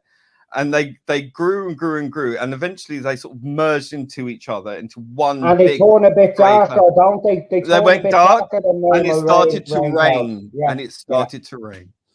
By the way, if you don't believe us that they can actually create rain, go and watch the video clip of Jeremy Clarkson at NASA, where they actually show you how they make rain clouds, and he actually says all of this will end up 30 miles down the road, and it'll create rain so the crops can, because it's a farming area. NASA creates clouds as well. They have weather manipulating technology. You have the chemtrails, And by the way, which they've been goes putting against the their- United Nations treaties on this kind of But thing. not only that, they've also been Right. drugging our water as well for decades. You don't actually believe we're already all poisoned, by the way, because they've been poisoning us for decades with the water. And then what happens is then to launch the full scale attack, we will believe that it is aliens, but unfortunately the weapons that will be used will be our own governments. Wouldn't it be funny though if they created this fake alien invasion and then like the real deal turns up and goes, "Nuh-uh, not on our watch, mate." Yeah. Not on your watch, yeah. I said, fuck you. We'll show you how it's done. Listen, I'm actually deadly serious. For once in my life, right? You can call me a crackpot all you want, but I fucking hope to God there's aliens, right? And I fucking hope to God they're down here, because this nonsense needs to fucking stop. We need to come to only if real aliens come down here do I truly believe humanity will come together and work out its issues, because it'll have to, because we know there's other life out there and we'll have to come together. We will have to pull our boots and socks up and, you know, grow up. But did you see recently there was in Peru, there was the villages in this small village in Peru along this river, like right in the middle of the Amazon rainforest, were under attack for like a month by tall grey aliens or something. Yeah. Did you see that? It's still ongoing. Like this man turned up in the river, right? This dead body, and they fished him out the river, and his entire face, around his jawline and around his hairline, was completely removed. It was just a bone white skull. Nothing else was like you know, it was like laser precision, like, you know, those animal mutilations you hear about. I mean, I saw the video. I wouldn't advise you to watch it. It was grim, but it didn't look fake to me. It didn't look fake at all to me. Listen, look, they're among us, and they've already been among us, but they're like us, right? The human race. We've got parts of the human race that are toxic. Aliens will have the same as well, and some will want to conquer. We've seen sci-fi, we know what happens. It's not all going to be good, right? And I do believe that the Greys, as they're called, have been experimenting on our animals and human beings for a long, long time. There's actually this reoccurring dream that a lot of people have, and it may not be a dream, but they always see themselves on this table with lights and Greys standing over them, performing all sorts of experiments on them. And that's a reoccurring story that's been going since the early 1950s. Do you know what? Look, all of these, I'm not saying every single person that came forward has been abducted by aliens. There are some crackpots. But I do believe that some of them are telling the truth. I do believe that the American government and governments around the world have suppressed this information from us since the 1950s, or since Roswell anyway. And there was even that so-called, remember, Lee, years ago, what again, I think it was the 1930s or 40s, the Battle of LA. Do you remember there was fucking supposed to be shooting down fucking aliens in LA? Do you remember? That's what the movie is based on. There was supposed to be a fucking big battle going on, and it was covered up. Look, I well believe they came onto this planet. And you know what? All I'll just say to any alien, I'd love to see is just come down, use a big spaceship, and we'll all come together. And then obviously all of this nonsense. What if they evolved over millions of years on this planet from insects and live underground like insects do? You know, maybe that's their home. Maybe that's careful, David. Careful. Well, I'm not saying lizard people, you know, insect people. It's different. I don't know about that though, but look, that lizard thing. I used to dismiss that lizard people thing. I don't think we can. And look, in this day and age, we live in the weirdest times. That live on this planet, though. They could be the species on this planet, and they could be the ones that live underground, like the Silurians. Not messing. No, seriously, man. Where do you think we get all these stories from? You know, they come from somewhere. You know, you look at ancient Egyptian mythology as well, and you see these weird orbs, right? Even in Catholic, Roman Catholic paintings and art, you see these strange orbs in the sky. I'm telling you, man, they've been visiting this planet. Maybe not as often now because we're a bunch of mad bastards. But back in the day, they certainly fucking did. And if Well, we are visiting now, they're probably afraid to fucking be, yeah, you know, transgendered or fucking something. They probably keep a fucking way now. Well, You know, it's like imagine, that Babylon B video. That was quite amusing. Did you see that? Yeah, I mean, look, I know that there's definitely something, and you know, especially yeah. with the definitely. you know, Ah, with there the is. you know, they had the Congress meeting, you had the NASA I watched meeting. all of that. Yeah, That was quite. Oh, I mean, that I could be watched. part of the psyop, you know, for the It could fake be. invasion. It could Um, be. But look, us smart people. I've seen UFOs, and I don't know what they. I'm not going to sit here and tell you what they were. They're aliens from another. I don't know. I do not know, but I know what I saw, and I know that, you know, that's not conventional by any means, and it wasn't. It wasn't swamp gas. It wasn't geese. It wasn't, you know, Have you a seen weird any people? phenomena that was atmospheric or anything like. No, you know, I know what I saw. I've I know, seen strange well, I know objects what in I the didn't sky. see. You know. I have to say, because I have a telescope as well, but I've seen strange objects in the sky that I can't identify. Lizzo. But it could Flying have been, Lizzo. Ah, it could have been the International Fake Station as well. But yeah. anyway, PD, have you ever seen any strange objects in the sky or anything peculiar, anything that Yeah. you couldn't After a spliff. finger on? No, I don't touch Oh, that who stuff. doesn't Yeah, see bro. anything after a spliff? Who doesn't see anything after a fucking spliff? Come on, for fuck's sake, Jesus Christ. Yeah. I think I No, saw something when I was that's, a kid. Very that's what I'll be recently. doing when there is an alien Well, invasion. I want to hear what I PD will. saw. I'm just saying that's what I'll be doing when there's an alien invasion. Just smoking a big fatty fucker. Yeah. Anyway, PD, go. I saw something when I was a kid. It was weird in the sky. It was red. It looked like it had 3 legs coming out of it. Just very briefly, I saw it. That was about it. It could have been some kind of weather balloon or something, but it was just weird. That's the nearest I've come to it. But yeah, I believe. I'm a believer. I believe in ancient. I'm technically agnostic and believe in ancient astronaut theory personally. Well, why Yeah. not? You know, I think there's more to heaven and earth than meets the eye, and you know, Exactly. you know, I've had weird experiences going back to when I was a kid. Yeah. There was one where I don't know if I want to go into this. I'll There's go one into it where afterwards. it involved levitation. That was very weird. Okay, but maybe Yeah. I'll. Hold on. We're getting into it. Hold on. You levitated. Is that what you're telling me? Well, I was asleep. Or you believe you levitated? No. Let me explain it. Like I was Right. asleep. I don't know. I was about 12, I think, something like that. Right. And I had this dream. I was flying through the sky, and it was like I felt aware that I was waking up or something. So it was like a stretched elastic band, like it just been sort of let go, and I was just hurtling through the sky, and I could see my body floating above my bed through my bedroom window, and I was going through the window. The weirdest thing was when I went through the window, it was like I could see all the cells of the glass and everything that I was going through it. And I went into my body and out the other side. And it was, you know, like when you put a ruler against the edge of a desk and you go twang, it was like that. So I was going, and I could see all the cells in my body. And then as soon as I was like absolutely back inside, my eyes flicked open and I could see the shadow of my face against the ceiling.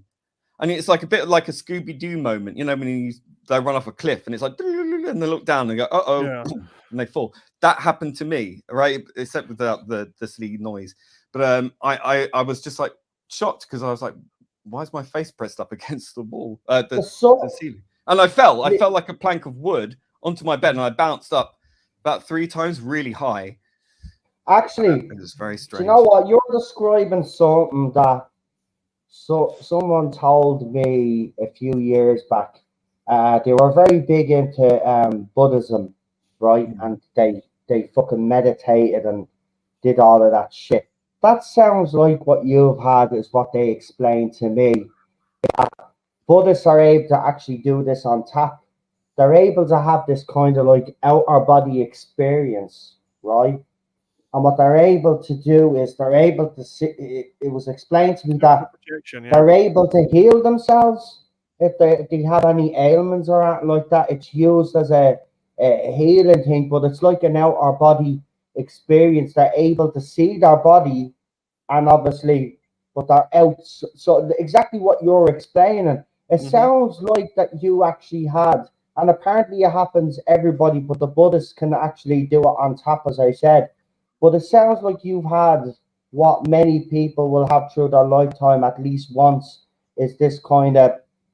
Yeah, I mean, I Is the wrong understand. word to use, I but you know, understand it's out of body like it's a experience. Yeah, state of consciousness or something. It was explained like that. It's a state of subconsciousness or something like that, where you can see yourself, you can heal yourself, you come out your body and you can heal yourself and stuff like that. It's very fascinating stuff. There's even books on it as well. Yeah. But the only thing I can't really explain was, I mean, apart from the astral projecting and out body experience or whatever that's one thing. That's one thing. But physically waking up, finding your nose pressed against the ceiling and feeling weightless underneath you, and then as soon as you realize that you fall and just hit the mattress at full force and bounce so high that you nearly touch the ceiling again. That's what happened. That's the bit I can't explain. Sounds like that was the sounds weird. Like you had sounds like you have you need an exorcism. Probably. Yeah. Fuck's sake, levitating and shit. But no, it does sound a little bit like that. But that's only one time that's happened, right? That's never happened to me before or since. So I don't know. You can control your dreams as well, apparently, and lucid stuff like dreaming. That's fascinating. The realm. What's a realm? Rapid eye movement, REM. Anyway, sorry. Yeah, here's a question: do you think aliens will evade, like seeing Mars attacks in Independence Day? Well, I mean, I don't look. It's that bad. But here's the thing, right? Look at it this way, right? If they come to invade us, right, from wherever they came from, then already they have better technology than us, and we won't have a hope in hell. It won't be an invasion. Should listen to Hawking. Well, no, that's not necessarily. I mean, it's like with guerrilla warfare. I mean, look at Vietnam.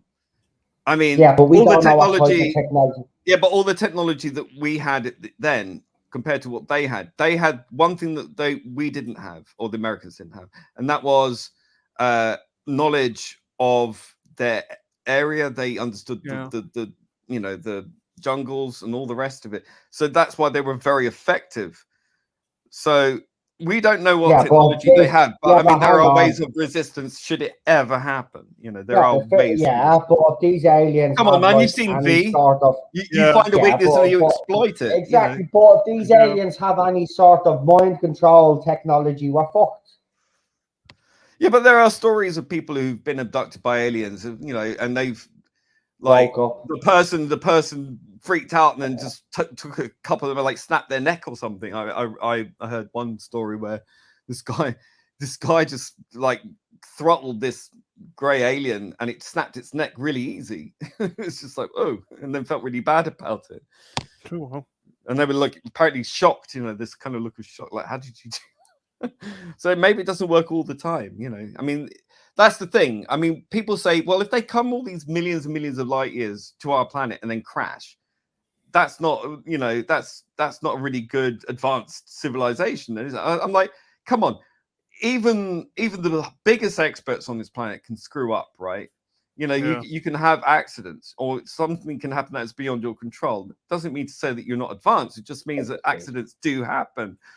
So, maybe there are reports that radar could bring these things down, and maybe they don't know that they're traveling millions and millions of light years. They're not going to know necessarily what radar is because they've evolved totally differently to us. Yeah, perhaps so who knows?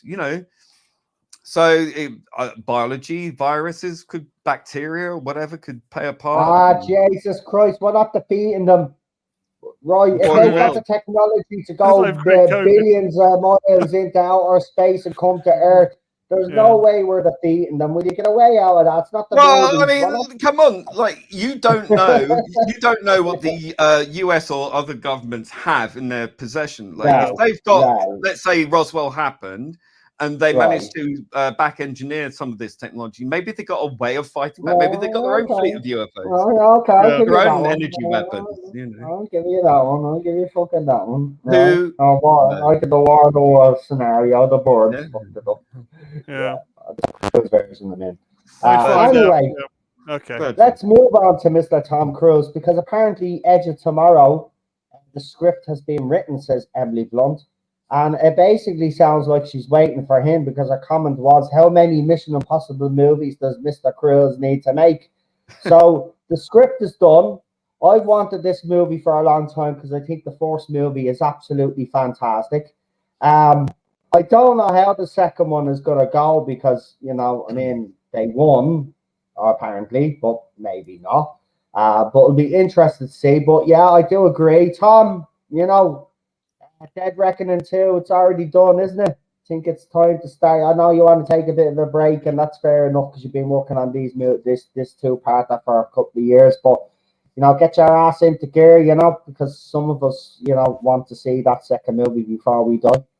You know, so get cracking, you know. Edge of Tomorrow too. It's the one movie I'm actually, if it does happen, I'm looking forward to, because I know Tom Cruise will this virtual signal crap.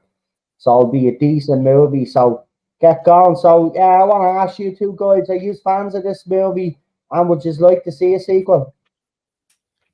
I like the film. I haven't seen it for a long time, but I did like the film. Does it need a sequel? Yeah, I mean, I don't know in months. Why not? We should do Edge of Tomorrow watch along, yeah. Whenever you're free, right? Yeah, I mean, I knew people who worked as extras on that. They said it was a very stressful set. That looked like it. He was. Now, this is the thing. I heard horror stories before we did The Mummy with him, and like he was a real monster. He was treating the extras like crap. But when I met him and he was directing The Mummy, he was really nice to us. Very nice to us. He put his hand on my shoulder. He's a nice gentleman. He was very strict with his staff, like his crew. But with us, he was absolutely lovely. Maybe he learned from that. I don't know. Maybe he had a bad day.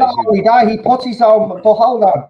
I think people forget, you know, it's his own production company as well that does be in with these big major studios. So he's got money.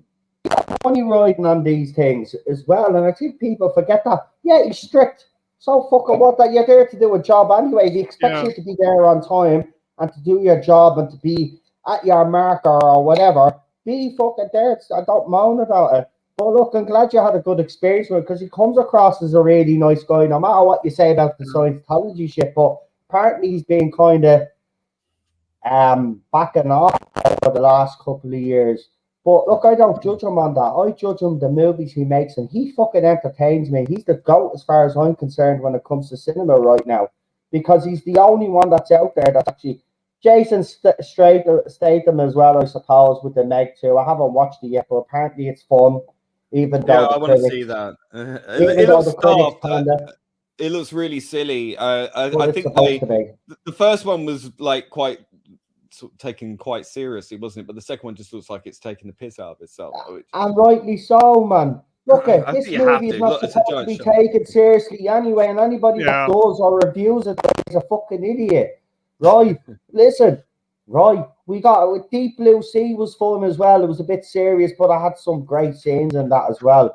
I haven't loved a fucking movie, a shark movie, since Deep Blue Sea, and I loved the Meg. I went into that, right, and Ruby Rose is in that. Remember, you know, the one that was banging on about being back, you know, she was the Batgirl first, and then like she went on with her rants and shit.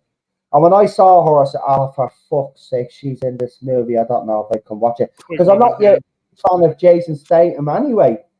But I said, you know what? Fuck it. I want a movie to watch. I'll watch it. I'm telling you, man, I laughed. I fucking loved the fucking Meg. I loved everything about it. It was just fun. It was just a great movie. And the second one, Lee is right. Second one looks absolutely fucking over the top. But that's what you have to do for the sequel. So I want the third one. Don't give a shit how bad the second one. I want the third movie. Give us the trilogy. But seriously, man, can't wait to see that movie. I'm really looking forward to that. And that's the type of movies that we're gravitating towards, though. You know, if we were getting good cinema, let's be honest, would we watch movies like The Meg? Probably not. We probably wouldn't even give it a second fucking glance. But we're not getting any good fucking movies. And movies like this are just fun. The story is basic, yes. Okay, the story is basic, but it doesn't need to be fucking complicated. If it's fun, it's got interesting fucking characters, and there's a bit of action to keep you fucking entertained, then all well and good. I tell you, man, the trailer for the second one, I watched it there, and I was just like, yeah, I had a big smile on my face. I just can't wait for that movie. I mean, The Meg looks even fucking bigger now. I mean, this movie is going to be over the top, and it's going to be ridiculous in parts, but it's going to be funny because you got Jason's. Look, I'm growing on him. Have to be honest. You know, I did like him in Crank as well. I thought the second one was fucking ridiculous, but I did like the first one. I'm growing. Jason Statham has grown on me lately, but let's hope he doesn't grow on me too fucking much. But he is growing on me. But bring it on, I say. Bring it on. Anyway, guys, what else have we got? We've covered Little Tay before Lee came on, no point, and social media influencers. We got rid of that. Han Solo. Oh yeah, Lee, you weren't here for this. So apparently, Indiana Jones 5 is going to make less money than Han Solo. Briefly, have you got anything to say in respects to that? Yeah. In regards to that. The same thing. I knew you were going to do that as well. The new Turtles movie. So as you know, Seth Rogen decided that he was going to bring the Teenage Mutant Ninja Turtles back. And you know what? For a brief moment, I was actually excited because you know what? This was a cartoon just like Ghostbusters I grew up with. And I love the original Turtles cartoon. I have to say they changed it over here from, what was it, Teenage Mutant Hero Turtles or something. They changed it because there was a lot of problems in the UK and Ireland for censorship or something. Turtles cartoon ran into a few problems. They had to change a few things, like because we're a bunch of pussies. Anyway, I loved that cartoon growing up, like a lot of people did. And I thought, you know, Seth Rogen, yeah, he's gone a bit woke lately, but maybe he's a nerd. Maybe he'll get it. Maybe he'll do it justice. And then see the movie released, and it's going to flop hard. Paramount have a flop on their hands. And when you see the picture of April O'Neil, I think that tells you everything that you need to know about why it flopped. But it's such a shame because, again, it's another one of their franchises that they really just don't give a shit about. You know, the two movies with Megan Fox were actually decent, believe it or not. It was kind of a bit of a reimagining. And I actually liked them. I'm not going to lie. I know a lot of people didn't, but I actually did like them. But I prefer the 90s movies, got to be honest. I prefer that trilogy. Yeah, that's the OG Turtles movies for me. And they've never really been able to recapture what the first movie did, in my opinion, and anything that they've done since then. But this is such a shame because, you know, Seth Rogen is another one of these, like Kevin Smith, that has totally drank the woke Kool-Aid, and it's not fucking nice. It's not. I mean, stop ruining He-Man, stop ruining Turtles. Will you just fucking leave? If you can't do the source material justice, or you can't add anything new to the source material without offending the source material or belittling the source material, then don't do it. Yeah.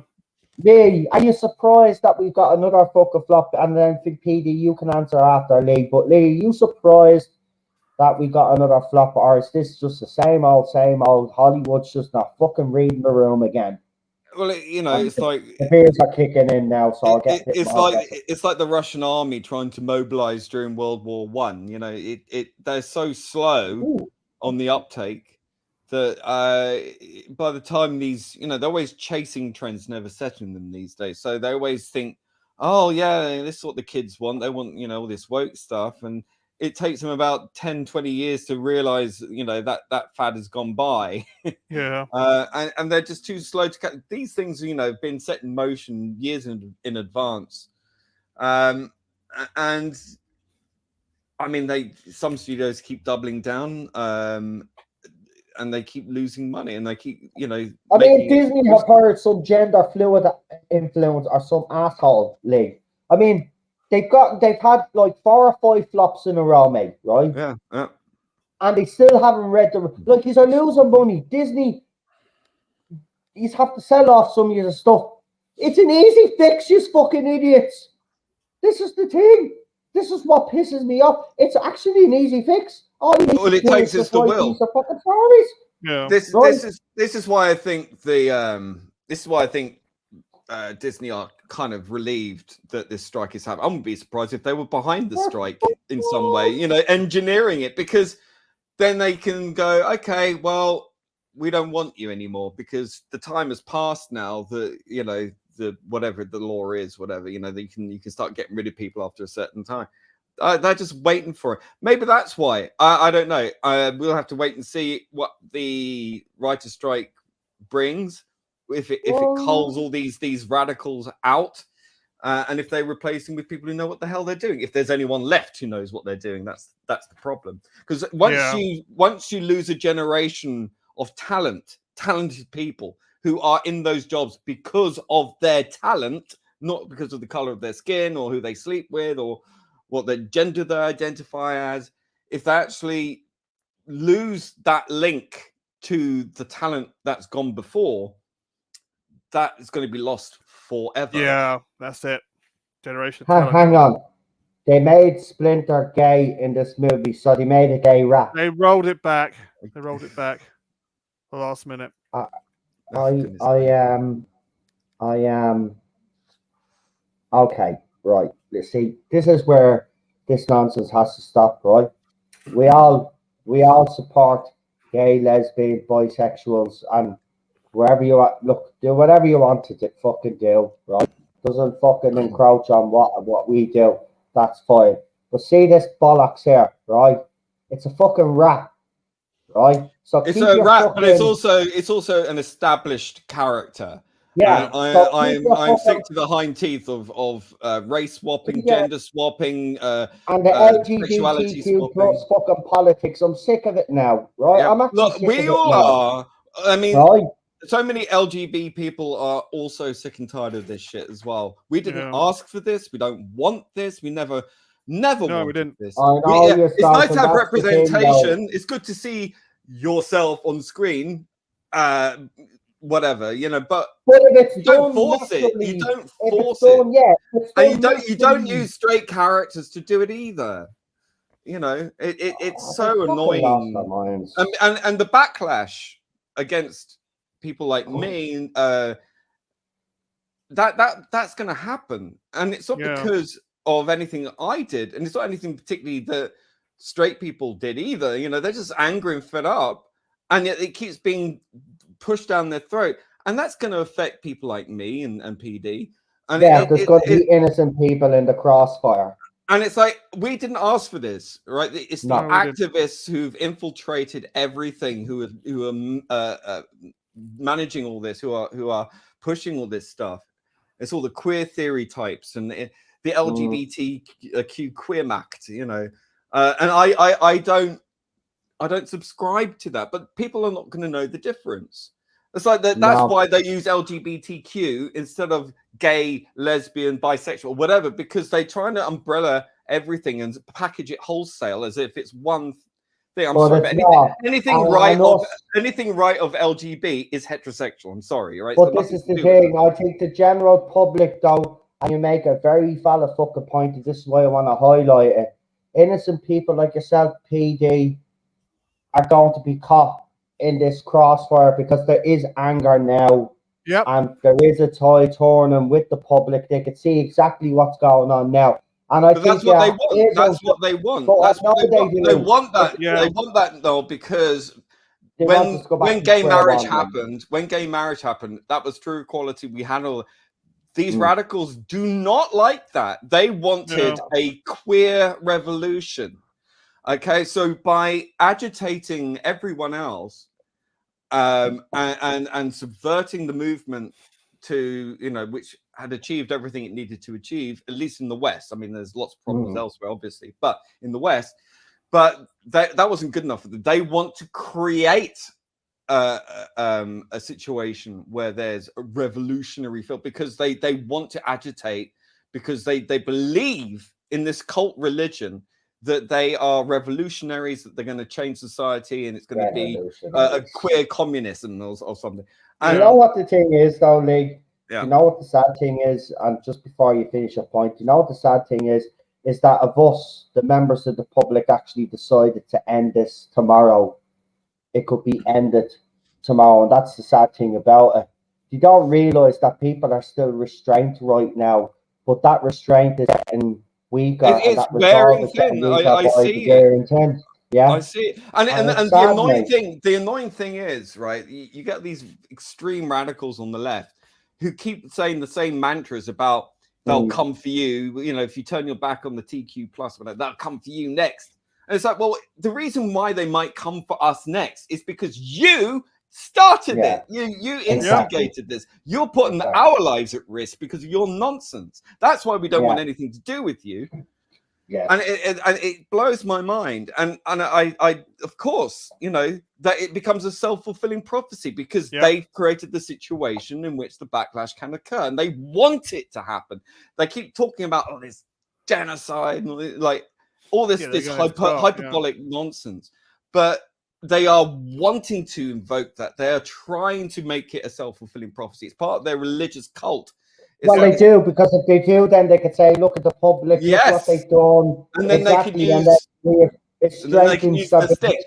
Yeah, they can then use the stick and be justified to use the stick. Exactly. Yeah.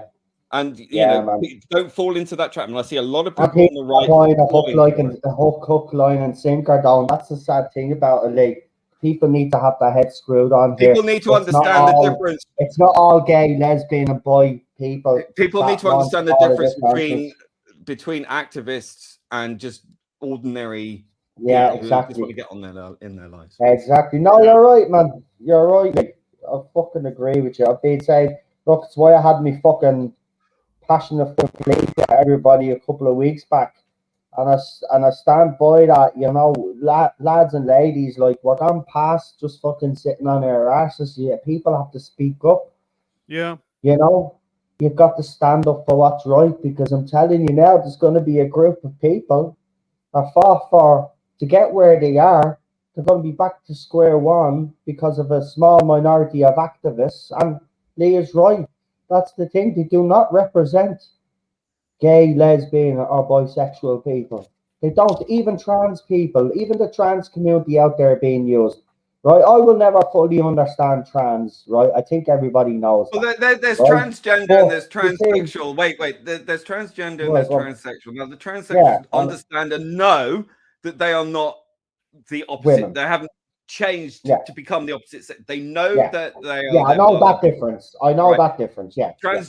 Gender is this kind of ephemeral non-state that is so malleable and could be anything, right? So they create all this airy fairy. It's mysticism, effectively, right? So this is all part of the Gnostic cult.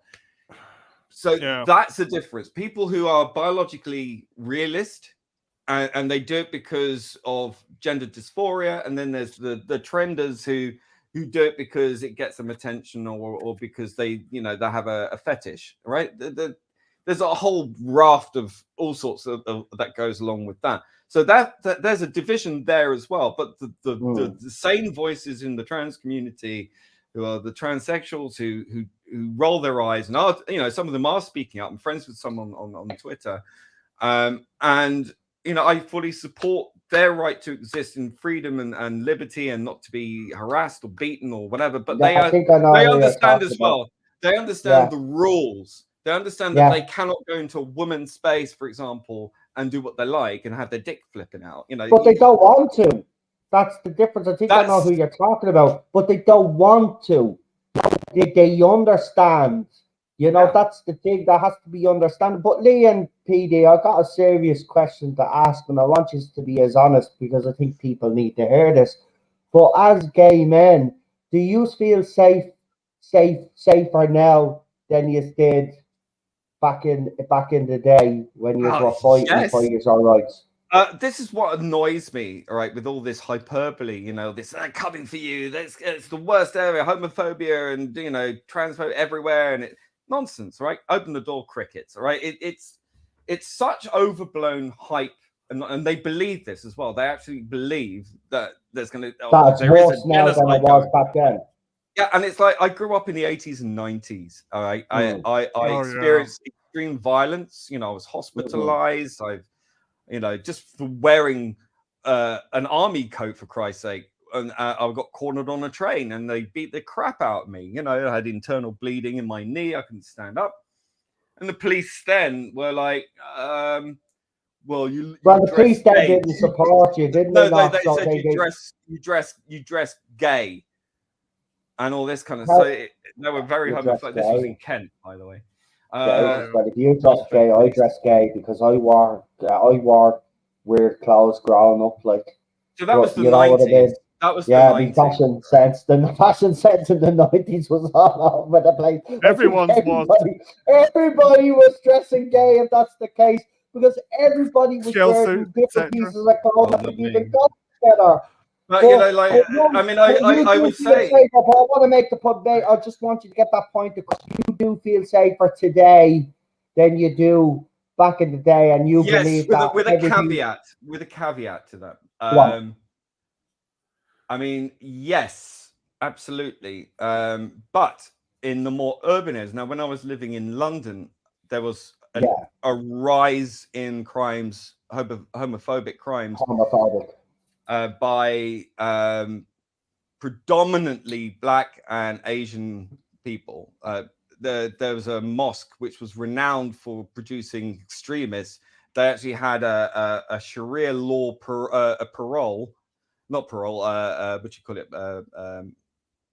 like these self-appointed people who patrolled the outside the mosque down Whitechapel.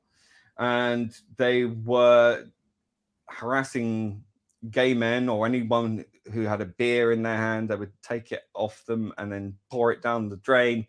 They would tell women, they would harass women who were wearing short skirts, that they couldn't dress like that near the mosque and to go on the other side of the road, all this kind of stuff. And they put up posters. They put up posters saying no homosexuals allowed.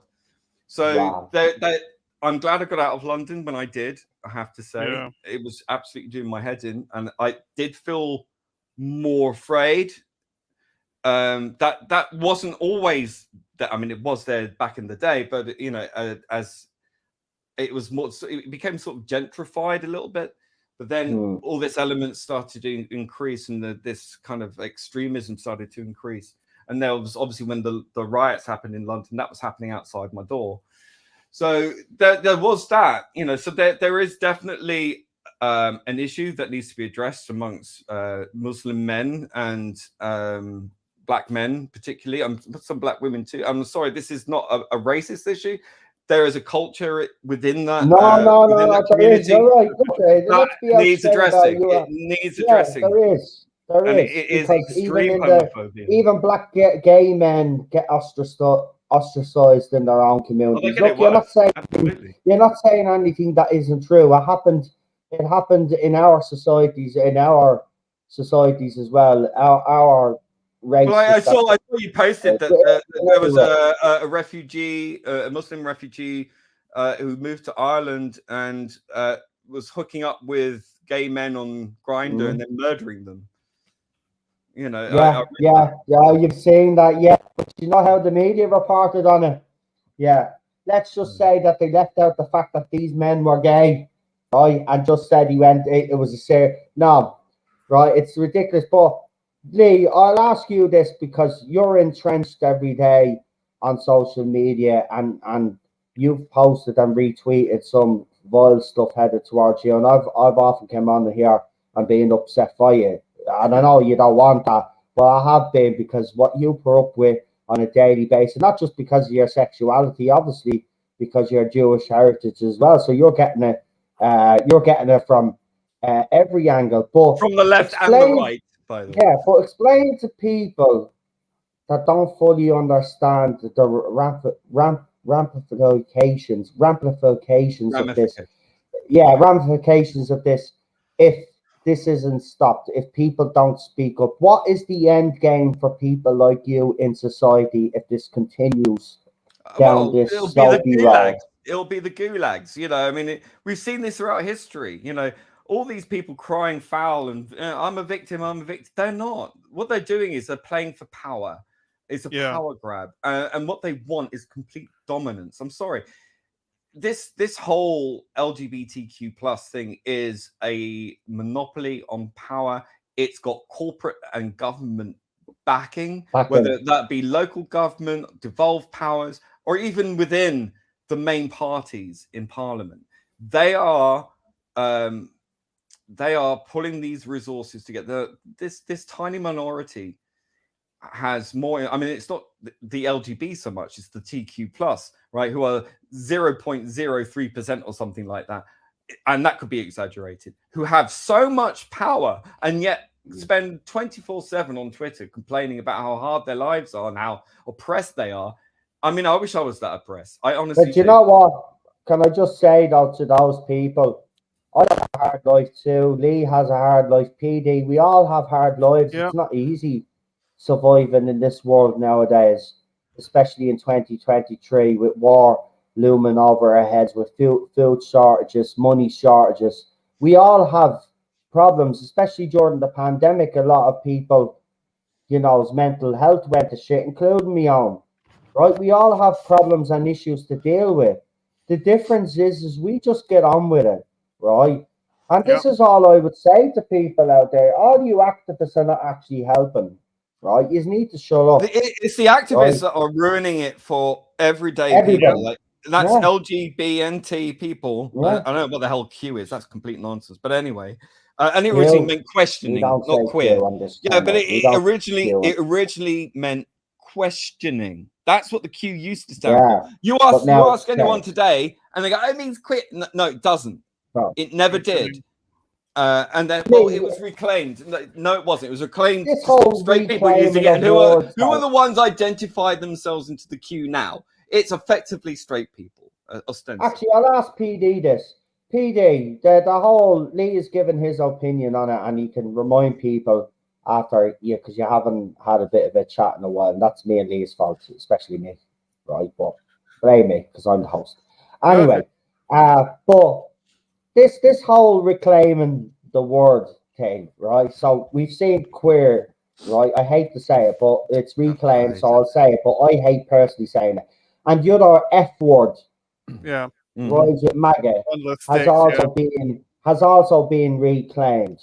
But for anybody out there that doesn't understand why these two words are triggering, can you explain to people why those two words are triggering to you? And then Lee will obviously give his opinion on it. But why there's no such thing anyway, as far as I'm concerned. You can't reclaim words like that anyway, right? That's just my personal opinion. It doesn't matter what's up. But explain to people why trying to reclaim these two words are wrong. It's not a good thing to reclaim words like this, quite frankly. I mean, in the 80s and the 90s, they were slurs. They were very bad slurs. And they were going around everywhere.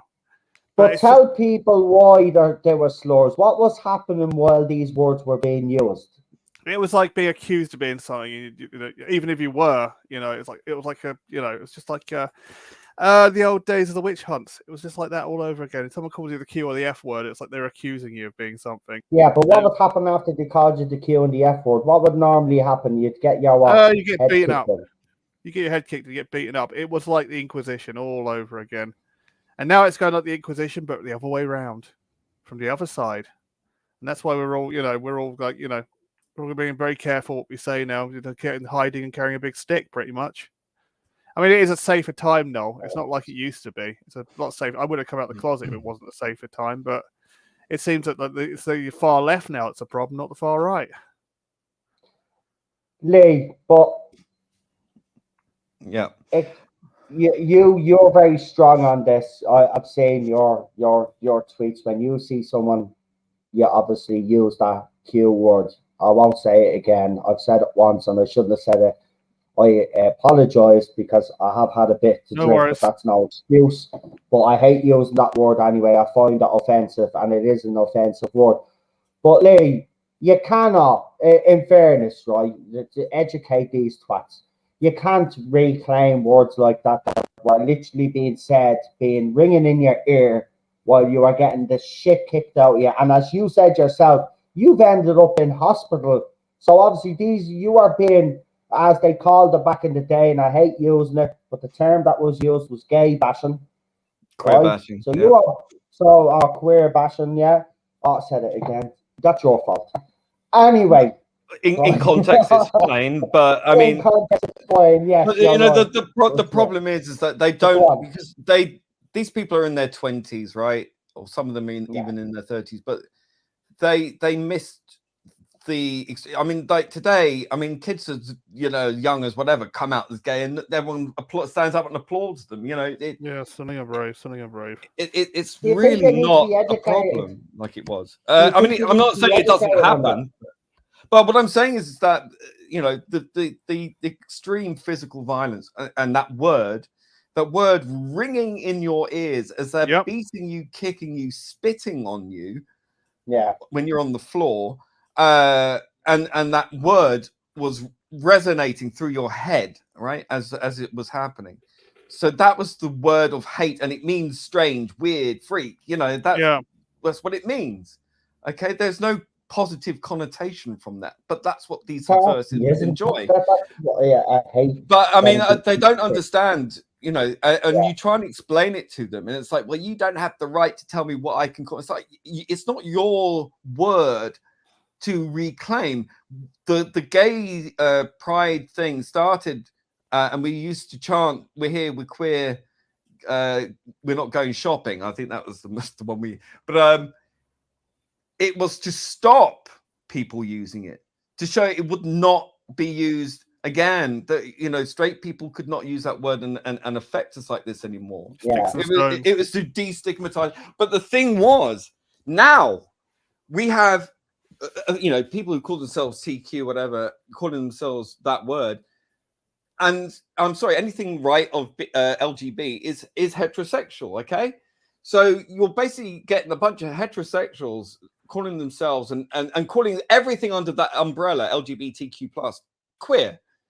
And it's like, I don't want to be classed as that. You see even on the BBC talking about queer this and queer that, straight people talking about it like that's the acceptable word now.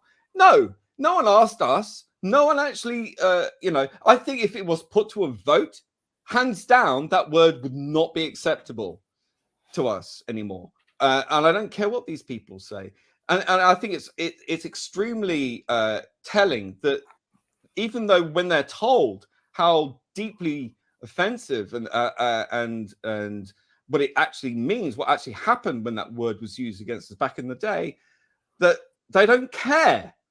This so-called rainbow community, the Be Kind mob, they don't fucking care that people don't like that word. That word is, to borrow one of their terms, triggering, because it is, when you've had a traumatic experience like that, you do have PTSD from it. You can't get around that. But so that is one of the things that they just refuse to understand. And not only do they not understand, or they do understand, one of the two, but they don't care. They do not care because it's become so ingrained into their identity that they've put on. And again, I reiterate, these people are either bisexual at most, or they're straight. But they call themselves, because they want to be part of that oppression thing where they can get kudos, and it's because it's trendy. But they don't care. They don't understand what it means. They've never had to struggle with it. Half these people have never even been called a dirty word. Half these people have never experienced extreme physical violence because of who they are. You know, they Well, like they to live- think they're oppressed, but they've never But- experienced it like that. Exactly, they live in a privileged Very position privileged.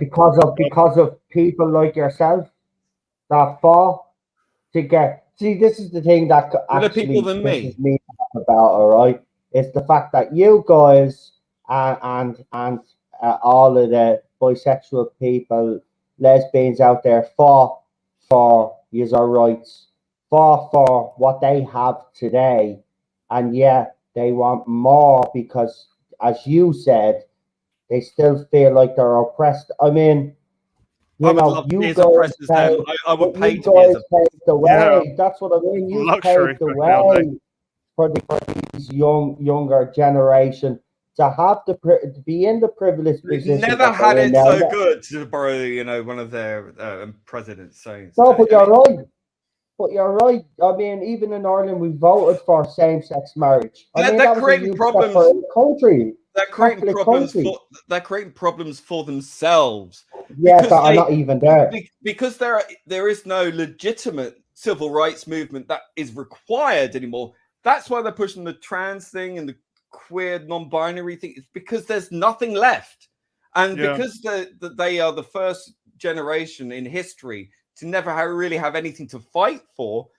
That they feel that they've got to prove something, so they've got to create a scenario where they feel like they're going to change the world. Every generation does, especially after a turning of 100 years, right? Every 100 years, you saw it in the 1920s, right? So you had this youth movement start then, the flappers scene and all that, the hitched up skirt lines and the short hair. Right, Yeah. So I mean, that it's the same thing, only the music was better. They have. It's very interesting to note that every generation you've seen since like the 1950s onwards, every youth culture has had its own music, has had its own fashion, and this one, they've got nothing. They've got no good music.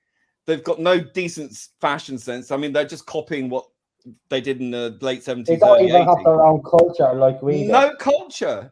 The only thing they've got is a very poor grasp of Marxism, which they don't even fully understand. They don't even know what it is. Yeah. So they're being manipulated.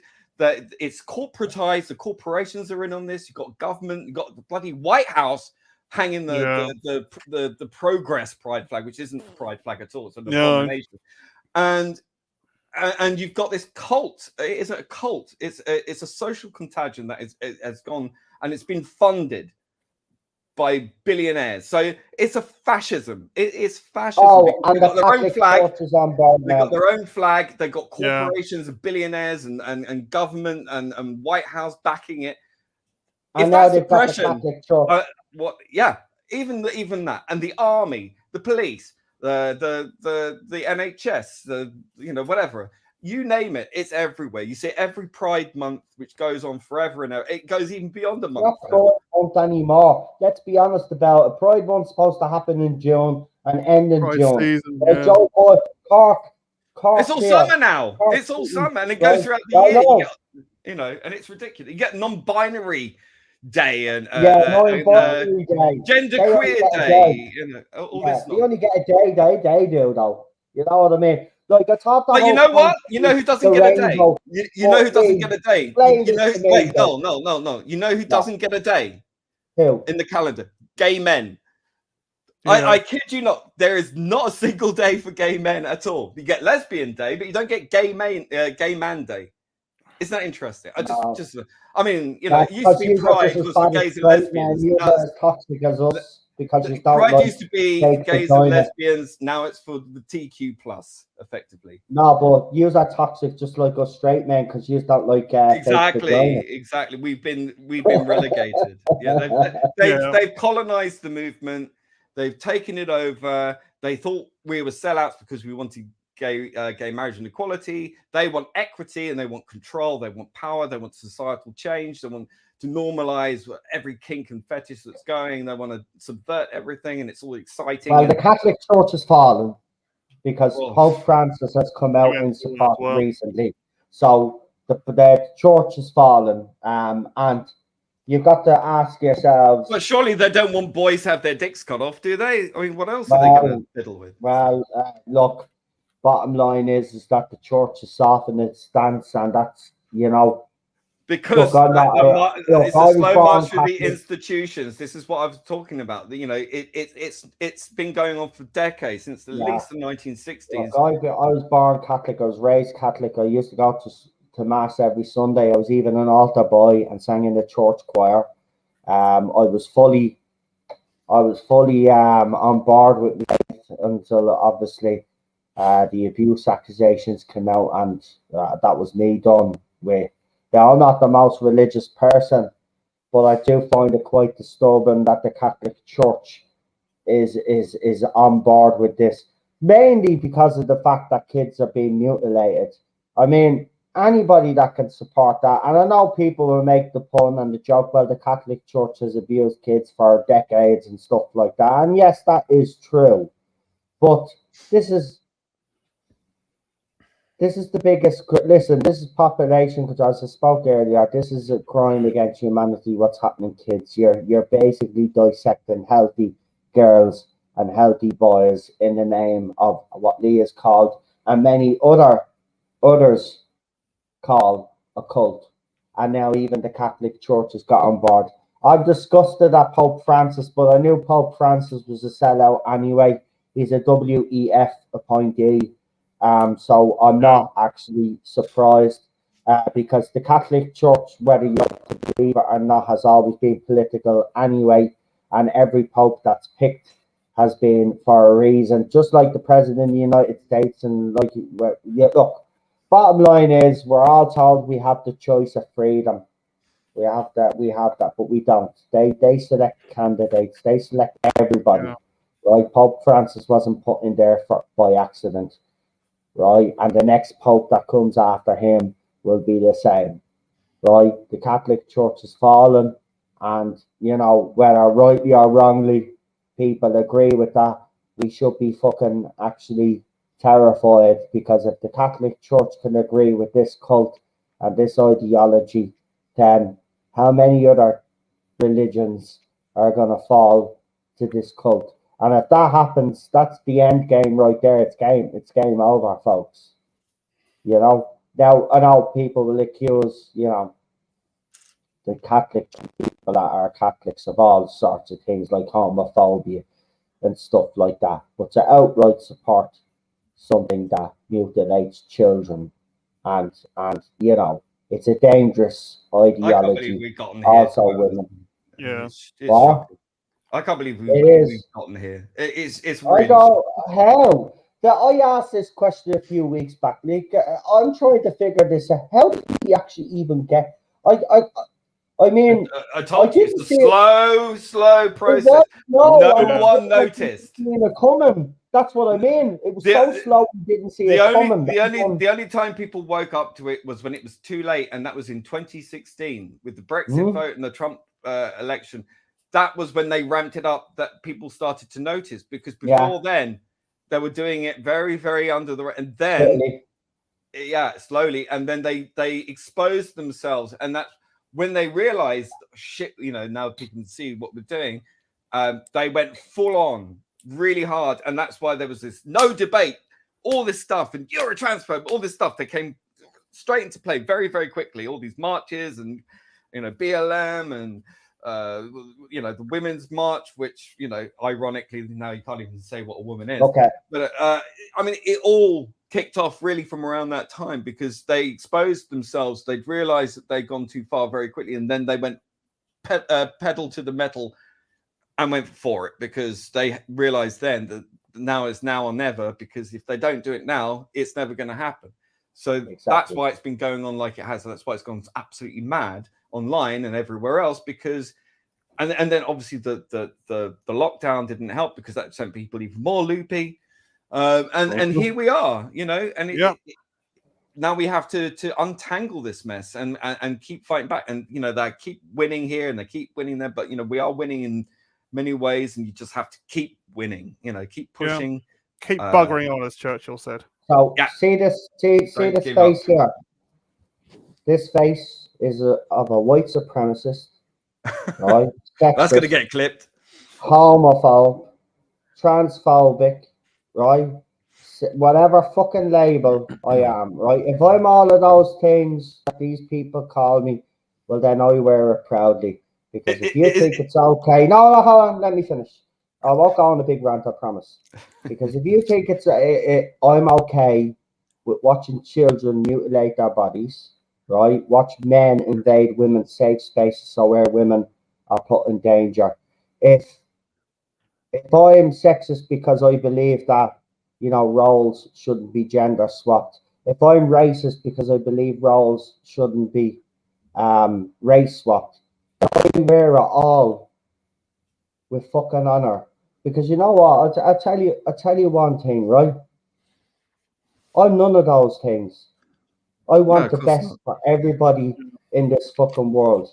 But people are going the wrong way about it. We are not against inclusivity, diversity, or LGB, right? But proper diversity and inclusion. Or even T, right? Listen, as I said, I will never fully understand trans ideology. I won't. You won't be able to change. Or maybe I'm an old fogey. Maybe that's what it is. Fair enough. But you're not going to change to tell me or make me believe that a man or a woman can change. It's the idea that you have to be intolerant of intolerance, and I disagree with that. I think what they're misunderstanding is that you can't force people to change to fit around you, because then you are not the oppressed, you are the oppressor. You can disagree. That's a different thing. Go on, sorry. But what I would say is, if you're a grown ass adult, do whatever you want. All I ask is the activists stop this nonsense about invading women's spaces, right? It's wrong. No trans woman who was biologically born a male, right, should be competing against women in sport. Should be in their toilets or their dressing rooms, right? It's just logical common sense. Now, there is a way around it, right? And I said this a few weeks back, right? But also, kids, right? I don't like this idea that adults are telling kids that they can't change gender, right? As adults, our job is to protect children, not harm them. And what I see happening today to our kids, and I've seen photographs of the scars and stuff, it's heartbreaking. It absolutely fucking is. Innocence has gone. It needs to stop. None of this would have became an issue if you had let this be, but you didn't. So I hate to say this, but this is how it's gonna go. We will win this. You will lose, and you will lose hard. So do the right thing and just back the fuck off and live your lives. And you activists, I just want to say to you, you are the scourge of society, scourge of humanity. It's terrorism. They really should be charged with terrorism. This, and you ought to be ashamed of yourselves. You have damaged so many lives you don't even realise or understand the damage you have done for generations to come. Go ahead, Lee. Isn't it interesting that we've gone from these activists saying we just want to be ourselves to you will shut up and you will not be yourself? Yeah. It's all about love and acceptance. Unless you disagree with them, then it's hate all the way. And they perceive every criticism as hatred, and it's not. I have a great deal of empathy for a lot of these people, but my empathy can only stretch so far when they get abusive or that they're clearly doing something which is, endangering a lot of people. Yeah. And quite honestly, I think it's incumbent upon people to defeat this, because. And I don't mean defeat it in a way that I've said this to a trans activist yesterday on Twitter, and we had a little bit of a conversation, which was nice. It wasn't all anger and accusations, but it was like I said, look, I don't hate you, right? This is a misconception. It's not about hate. It's about knowing the difference here between right and wrong. And that what you're advocating for is impinging on the rights of other people. Boundaries, man. Boundaries, exactly. And I said, look, if I saw you walking down the street and someone was harassing you or trying to beat you up or shouting abuse, I would be the first person to step in. I would do that because I know what it's like, and I've been there. But it's not an excuse to allow these people to go on with this behavior that's going to affect so many women and children and gays and lesbians and straight people as well, and their children. You know, and I think you've got to understand that not everyone is subscribed to your beliefs, and it's okay that people think differently to you. And I think it's a very scary world when everyone thinks the same and acts the same and talks the same, uses specific language, polices each other.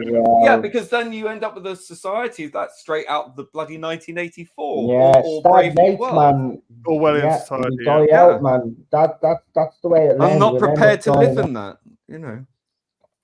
Look at, you know, we just want everybody to be able to get on with their lives. Listen, the trans community as well, you know.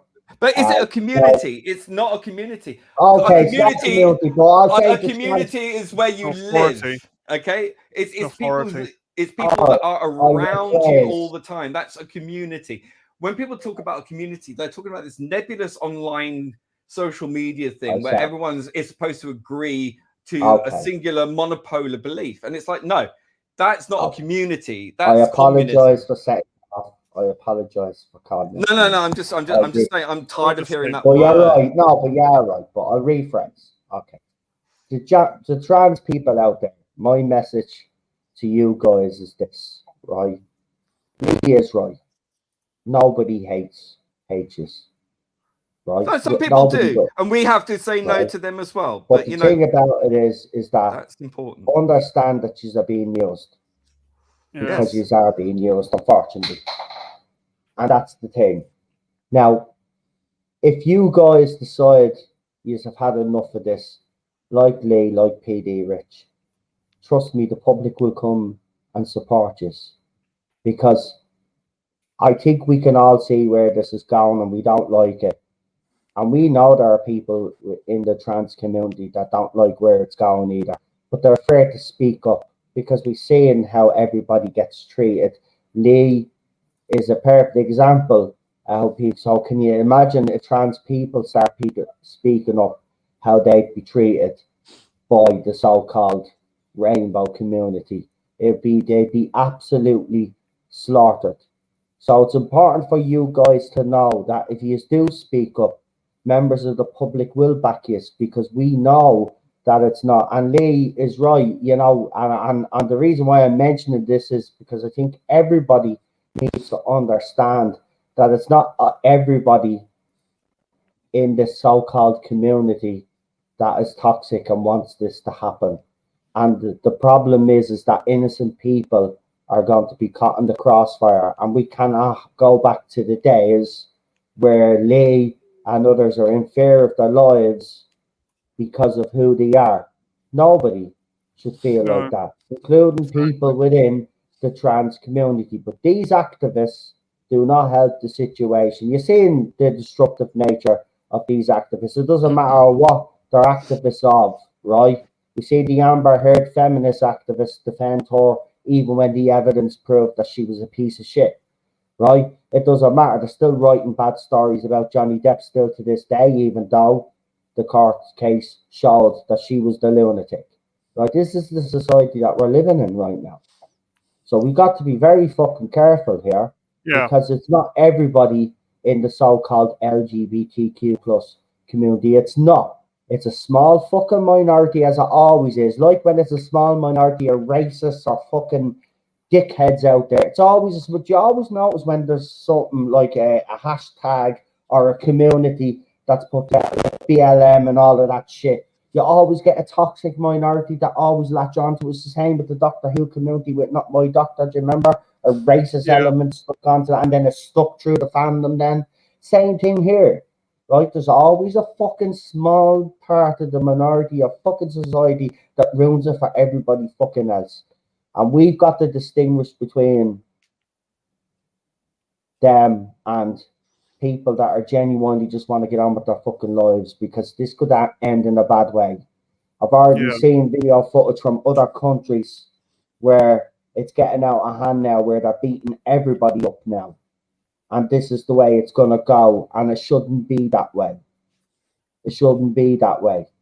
And this is why activists like Seuss Kempner and all these other shitheads, and why I won't support Doctor Who. As long as they're around and BBC keep hiring these scumbags, I'm not supporting them. And nobody should. And I'm not going to, I have a few drinks on me. I could say a lot, and I would.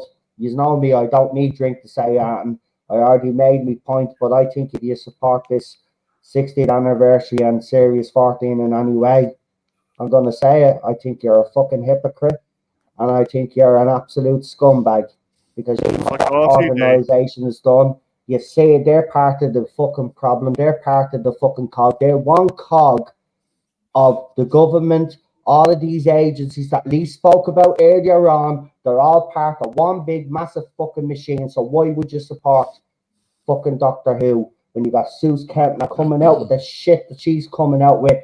Then you've even got fucking Ruby fucking, not Ruby Rose, what's the fucking gobshite's name? Ruby Sunday. Fucking, no, not Ruby Sunday, not her at all.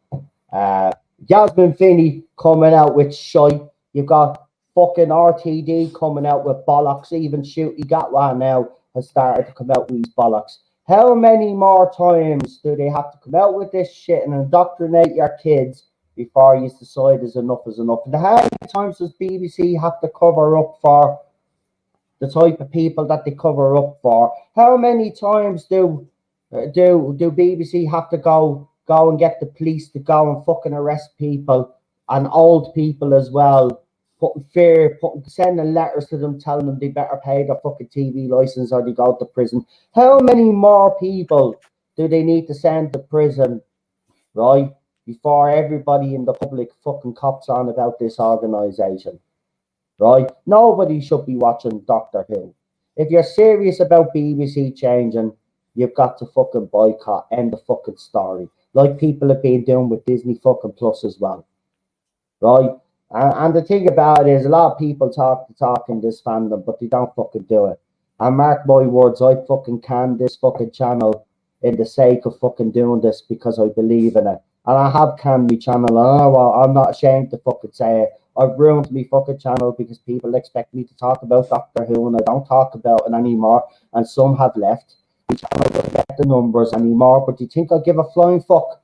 Absolutely not. Because the bottom line is that BBC is the fucking enemy of the people, enemy of the fucking public, and is indoctrinating your fucking kids. And it's time for you all to fucking wake up to what's going on around you, right? Because it's happening everywhere, even your government, even your schools, right? It's happening here as well. They're trying to indoctrinate your fucking kids. Wake up. Nobody should be supporting Doctor. I see people talking about fucking, what was it? The classic story that's coming out. Stop fucking talking about it. It's still part of the fucking BBC. Right? I didn't talk about it. I posted it in my private group. I didn't even say that, and I just posted it in my private group, and that was it. Right? But I didn't even talk about it. I didn't even retweet the fucking thing. Why are people even talking about Doctor Who when you know what they're fucking doing at the BBC?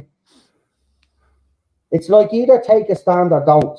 You know, I'd rather people just say straight, you know what, no, even though BBC are piss poor and they've done this, that, and the other, I'm still watching Doctor Who. I'd rather you be fucking honest about it, rather than say you're going to take a stand, you're going to take a stand with me and take and do this boycott, and then everybody is fucking still talking about Doctor Who. Check my Twitter account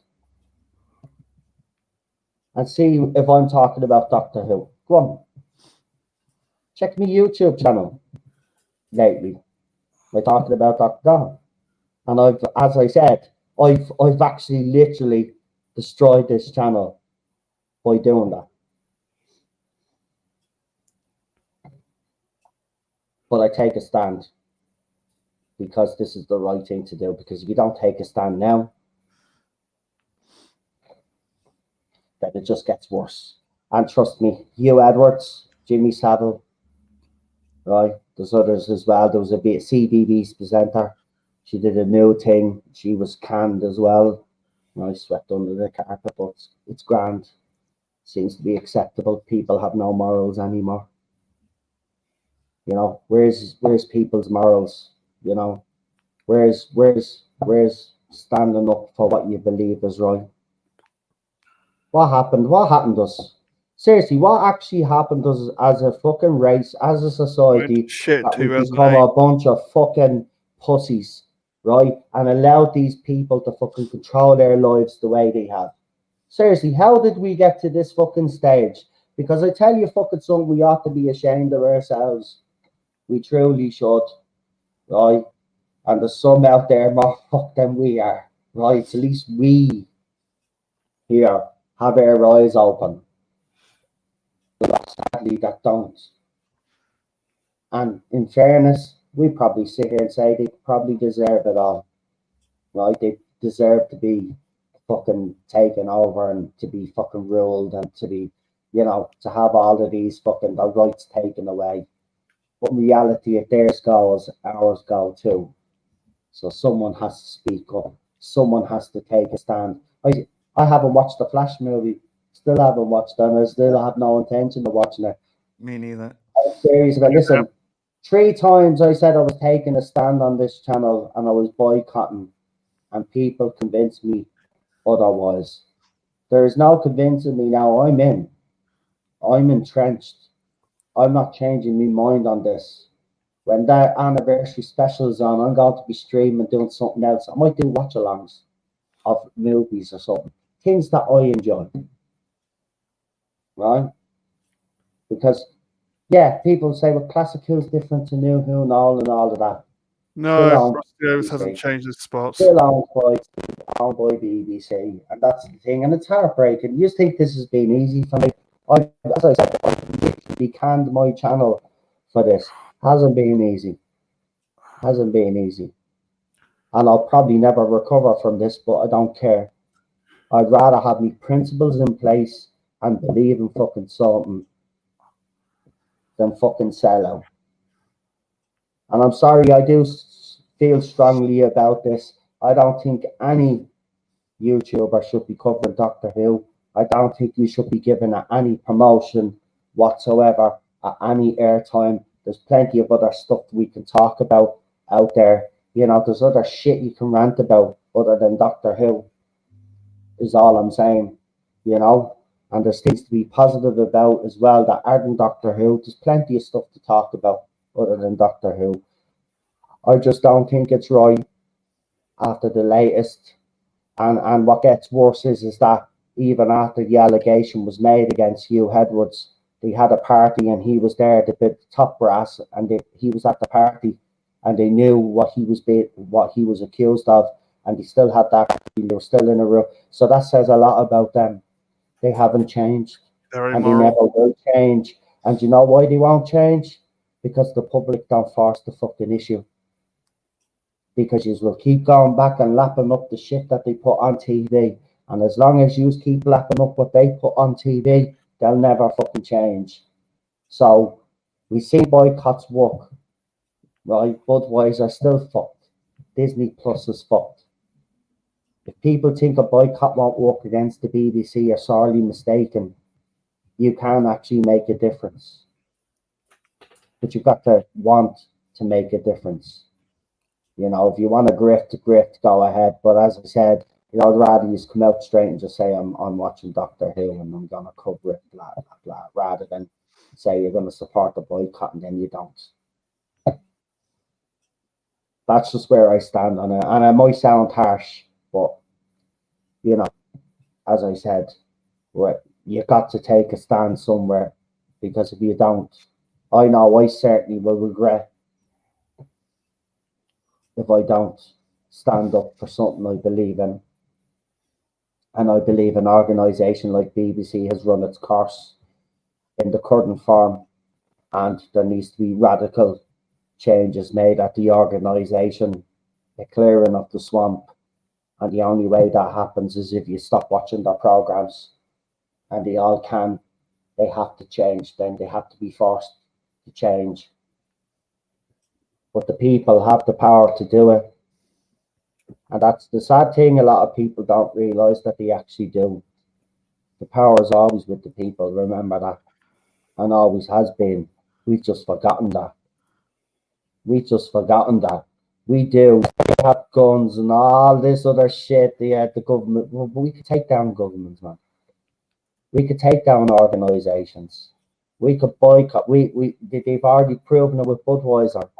I haven't drank Budweiser in years anyway. Anybody that drinks that piss water is just taking the piss anyway.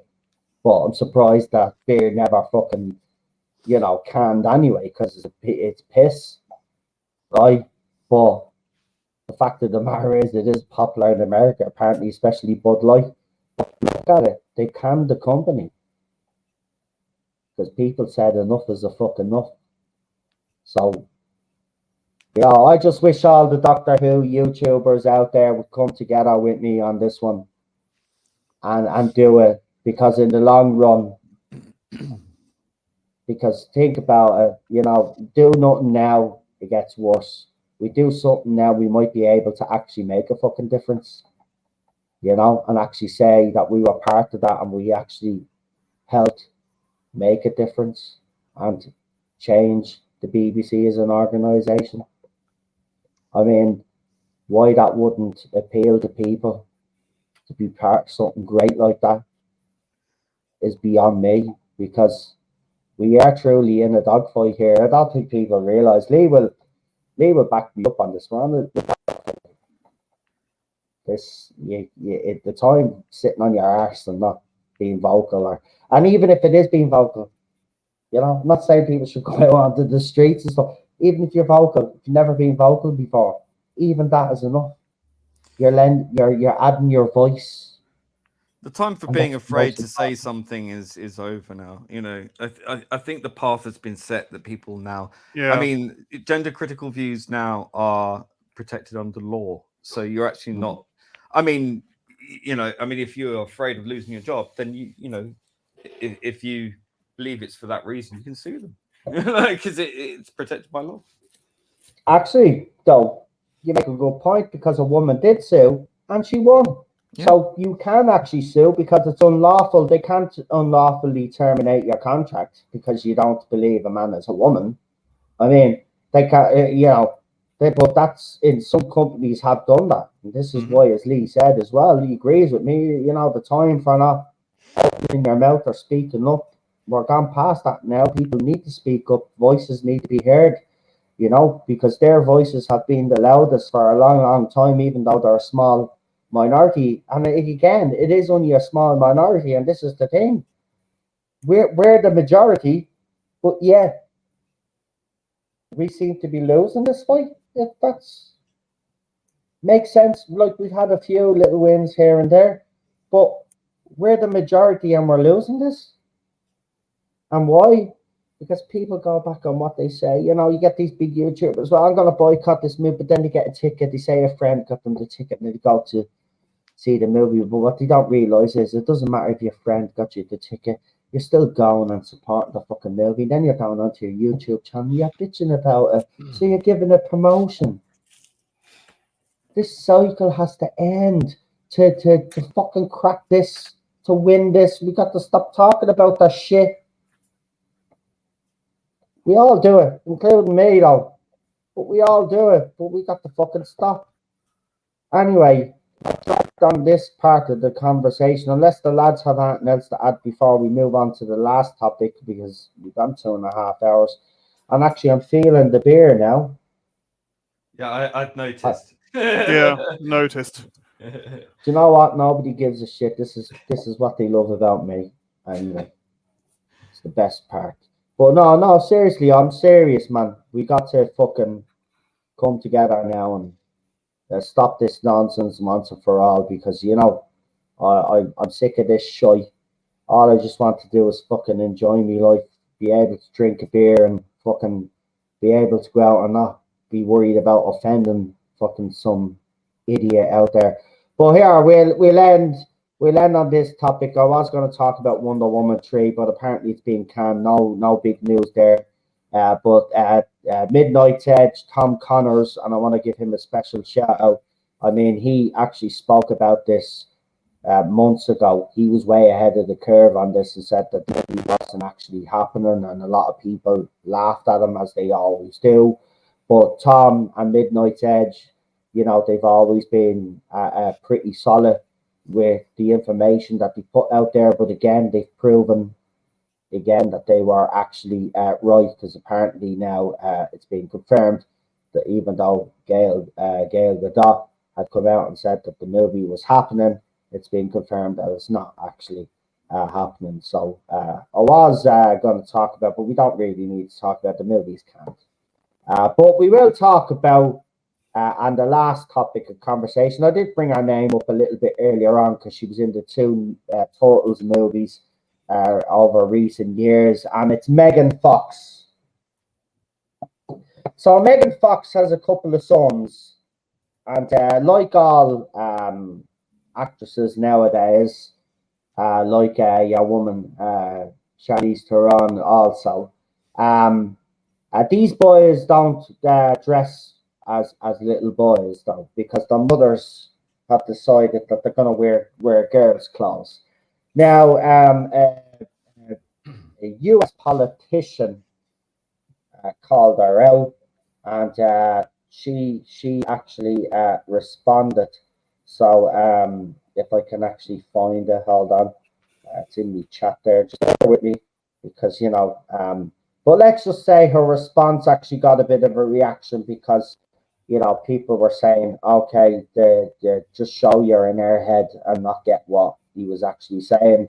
But anyway, all I just want to say is there's a lot of female celebrities out there that adopt these kids, and then I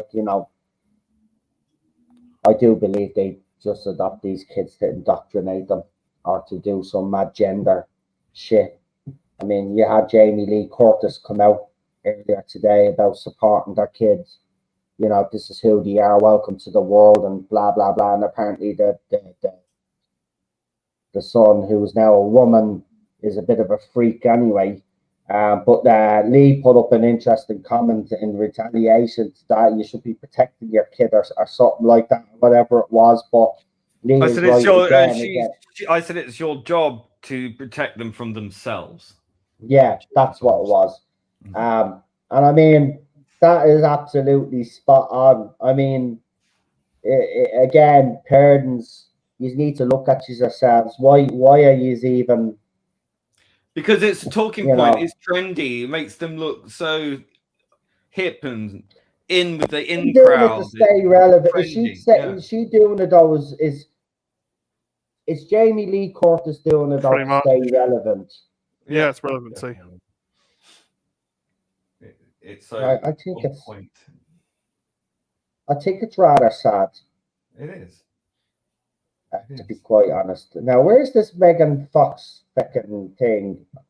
I mean, I'm looking at photos of Megan Fox. I mean, I'm married, but Megan Fox. She's a bit of an airhead, though. But yeah, I'm looking for this statement. Yeah, Megan Fox statement. Yeah, so she retaliated with her own statement. Anyway, but she's being criticised because she's putting these boys in girls' dresses. Now, I'm going to say this, right, and I'll ask the lads as well, but I think that's wrong. The little boys, why confuse them at that age and put them in girls' dresses and say it's normal? You know what I mean? I mean, we all did dress up as kids. I'm not going to sit here and say I haven't. I even dressed up as Madonna one year. We won't get into it, but I did.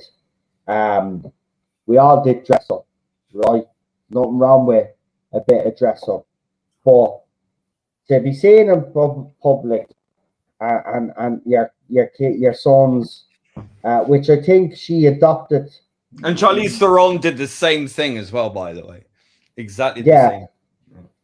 I don't know where I put. I thought I put this fucking. I'm pretty sure I put it in our chat, but I can't find it. So hold on. I was in the wrong chat. Don't drink alcohol, folks. I'll tell you why they do it. Okay, the reason why they do it is because of celebrity culture. They know that money comes from social clout. there's a huge amount of money to be made out of the LGBTQ plus people because they know that their careers depend on it. If they can get points from that quote unquote community, that word I hate, then that's a guaranteed income. It keeps them relevant with the in crowd, okay? Because Hollywood, is a bubble. So it's all about social clout, trendiness, setting a new trend, like how cutting edge as a mother I am. Look at me on my fashion accessories. And that's what their children are to them, their fashion accessories. Like Katie I'm Price, not saying really. they don't love their children necessarily. I just think that they are in such a bubble, and it's encouraged in that society because it's such a bubble that they don't understand any different. They think this is the new normal, and that they are, the ones leading this. And it is about being relevant. It is about remaining relevant with the guaranteed audience that will come and see your movies or whatever. And talk about you and celebrate you and blow smoke. I mean, she didn't even need to do that, man. I mean, she's pretty hot. Well, there's nothing wrong with letting your kids. Bikini people will go and watch her in a movie, like there's nothing wrong with letting your kids. Red-blooded males. There's nothing wrong with letting your kids play dress up and things, but I think what the trouble is here in this kind of instance is that she could be encouraging her child into confusing dress up with sexual fetish or whatever, and could create I think a lot of kids who grow up with Hollywood parents end up really screwed up anyway. And I think this is part and parcel of that. I just don't think they've never understood how many years and years and years, decades have we seen film stars children or children in Hollywood end up just completely fucked up on drugs or whatever. And I think a boy who's sort of dressing up in girls' clothes, it's not necessarily bad in and of itself, but down the line, that confusion will keep. It will associate being dressed in the women's clothes as being safe in his childhood again. So that's a regressive thing. That could become, when he hits puberty, will become fetishized, perhaps. So I think you're kind of enabling unhealthy sexual appetites. Yep. Well, this is the post that started it all off. So it's from Robbie Starbuck. So he was the one that made the comment that Megan Fox then put out statement. So this is what he said. So we put a photograph up of Megan Fox's 3 sons who are all in girls' clothes with long hair. Some of them are wearing lipstick, right? So he wrote this. These are Megan Fox's sons. We used to live in the same gated community and our kids played at the park. I saw 2 of them had a full-on breakdown. They were forced by their mum to wear girls' clothes as their nanny tried to console them. It's pure child abuse. Pray for them. So apparently she's doing it against their will. That's a whole different story. Apparently Robbie lives in the same gated community, and the nanny had them in the playground, and 2 of the sons had a breakdown, and the nanny was consoling them and saying. Obviously, there is a medical term for this, and it's for the mother. Right, it's Megan Fox. It's called Munchausen by proxy. Okay, so this is the mother's fantasy to have daughters and to use her desire to force this on them, and they play along with it to appease their mother because they want their mother's love. So they're clearly doing this for her to not upset her. But if they're crying to their nanny, the fact that they have a nanny says a lot, is they are doing this not because they want to, but because she wants to be like Charlize Theron, who has adopted kids who she's. It's funny how they all turn out trans, isn't it? What's the odds? Yeah. What are the odds? Really? I mean, it's like 0.03%. A very big stretch. But all of a sudden, all of these film star mothers have all of their children trans. How is that even like? If this is just born in the wrong body, it seems to be an epidemic in California, particularly. It's very interesting. Right. Well, here's Megan Fox's response, right? And this just goes to show how brain dead she is. She actually hasn't got anything between here, which is sad because you know you like your women hot and intelligent, but she's just hot but has no intelligence, which is really sad. Which is kind of a lot like most of the women today, unfortunately. But anyway, this is what she says. Hey, at Robbie Starbuck, I don't really want to give you this attention because clearly you're a clout chaser. But let me teach you something. Oh, the irony. In regardless of how desperate you may become at any given time to acquire wealth, power, success, or fame, never use children as leverage or social currency, Oh, especially irony. under Touche. malevolent and erroneous pretenses. Exploiting my children's gender identity to gain attention in your There you political are. Their campaign, gender Yeah, identity. yeah, exactly, has Yeah. put you on the wrong side of the universe. Oh. I have been burnt at the stake by insecure, narcissistic, impotent little men like you many times, and yet I'm still here. You fucked with the wrong witch. Well, listen, love, you wouldn't have a That career right. if Witch. you didn't go around doing the old fucky No, she business, thinks she's right? a witch Because we as all well. know you didn't get there on Burn her talent, at right? stake. So, listen, the bottom line is, I've seen the pictures of your sons. You're an absolute disgrace, right? You're a horrible mother, right? You're confusing your sons. You're just like that South African Mr. Ron who adopted kids just to indoctrinate them, right? It's child abuse what you're doing. And Robbie there, maybe a bit of a dickhead, right? See some of his other posts. Maybe a little bit of a dickhead, but he's spot on with this one here, right? You're using your children. You even brought up, as Lee even said when I read it out, that I had identity. So you're even actually admitting what you're doing. You're a vile, despicable woman. They're three young lads, and you're robbing them of their childhood because, as Lee has said, you're trying to stay relevant now because you know you can't do what you used to do to get roles, so you have to try something else. Yeah. And what I mean by that is casting coach, right? She's We using all them know as an accessory to get work and to get that's what I notoriety. mean. You're using, right? No time for women like you. All right, I actually don't. You're the scourge of this world. These are why women are fucked up nowadays, and it's sad because they look at people like you as role models, and Kim Kardashian, who's your best mate as well. I mean, that says everything anyway. I mean, you're best friends with that. I mean, that tells me everything that I need to know about you. You're all in with the same wokey crowd anyway, because you know there's money in it. You don't really give a shit. See, this is the thing. This is why we get angry. We know you don't give a shit about the so-called LGBTQ plus community, but you'll use your own kids just to pretend that you do. Mm-hmm. And then you have the Yeah. audacity then to call out people who call your fucking bullshit out. And do you know what? I'm going to say this. Any celebrity out there, right, that wants to adopt a child from a different fucking country should be banned from adopting a child from a different fucking country and their own fucking countries. They shouldn't be allowed to adopt a fucking child, right? Well, you know Because what's going to happen. You know what's going to they happen use in them. 20 years' time. 20 years' time, if that, it'll all come out when they turn up sobbing on a TV interview or write their memoirs. It will all come out how abusive it was, how it confused them, how it ruined their lives, how they turned to drugs.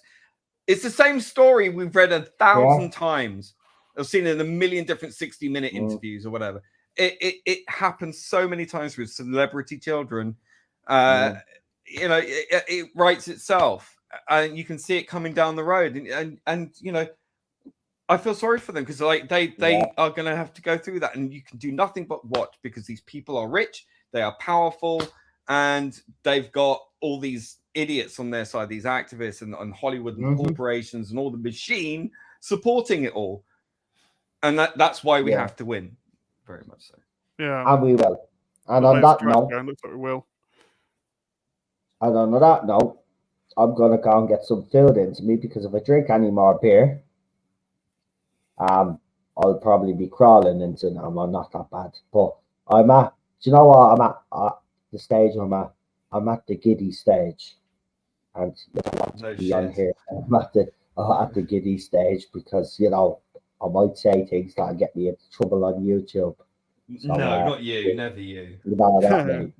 I was going to talk about the Hunchback of Notre Dame live action movie was going to be cancelled, but you can see me here every Friday, so you don't need the Hunchback. You know, that's what they used to call me, so you know, I'll embrace it. So every Friday I'm here, Hunchback of Notre Dame. So you don't need the movie, right? And I'm here Tuesdays, Wednesdays as well. So that's me with the shout outs. So unless the lads have anything else to add of any of the topics that we've covered, I'll get them to do their channel shout outs. And I see Scottish Stavros with friends wrestle with. Hey, legend. It's like, Jesus Christ, man, it's a mouthful. It is when you're pissed. Yeah. It is a fucking mouthful, isn't it? Anyway. Shit, that was a bit loud. Anyway. Yeah, in my headphones. Thanks. Anyway, let's do channel shout outs. And I see PD Rich has already been a busy bee and thrown in our usual suspects and obviously Tom from Midnight's Edge there and go check him out. He's been spot on for a lot of stuff. But anyway, let's do channel shout outs and we'll start with the one and only the only other bitch on this stream, including myself, is Lee. So go ahead, mate. Yeah, you can find me on the Twitch chats at The Problem Being, and yeah, my alternative channel, which hasn't been updated in ages, so I've got shit to do, is at Audred, AUDIED. That's it. By the way, he's wrong about Twitch twat. It's X twat. Oh, it's Twitch twat. You can find him on X twat. X twat. Okay, next we got the one and only PD Rich. Well, you can find me in Rabbi's chats most weekdays. He was supposed to be on this morning, but something happened. He wasn't. He just did a live record instead that was on this afternoon. And sometimes you can find me on Dan Hadley's channel every once in a blue moon. And of course, you can find him here twice a week. Yeah. With shout out to Bobby and Jack. There we go. Yeah. There it is. Sorry, Jackson holiday in Ireland at the moment.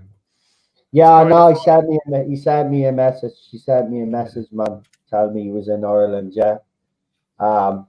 Should meet up. Obviously, like no, next time he's here, I will. It's just whoever he's visiting, you don't want to interrupt them. They're visiting relatives.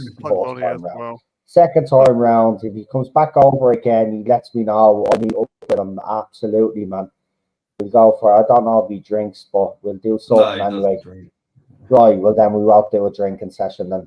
See, that's our Irish person the answer to everything. We'll do something anyway the next time. But yeah, he is here at the moment, so big shout out to him. Hope he's enjoying himself. And stay safe because a lot of tourists have been getting the shit beaten out of them in Ireland lately. I'm ashamed to say, but that's what's happened to our country. It's become a complete war zone. I was slagging Scotland last year. Right, say we wouldn't fall, right? We're not as stupid as the Scots. And we've probably gotten worse than the Scots within a couple of months. So I need to keep my mouth fucking shut. Because before you know it, I'll be fucking put in a cage by the time they're fucking finished, man. My channel name is awesome. It's a fucking mouthful. It is awesome. It's very long, but it's very awesome. Yeah. And you can check me out on All the Red Devil. Yeah, the Premier League season is back, folks. I've also set up my fantasy Premier League and Haaland scored 2 goals for me, so I've won a couple of points. Yeah. It's my first time doing it. I haven't got a clue what I'm doing, but apparently I won some points tonight, so I'm pretty chuffed about that.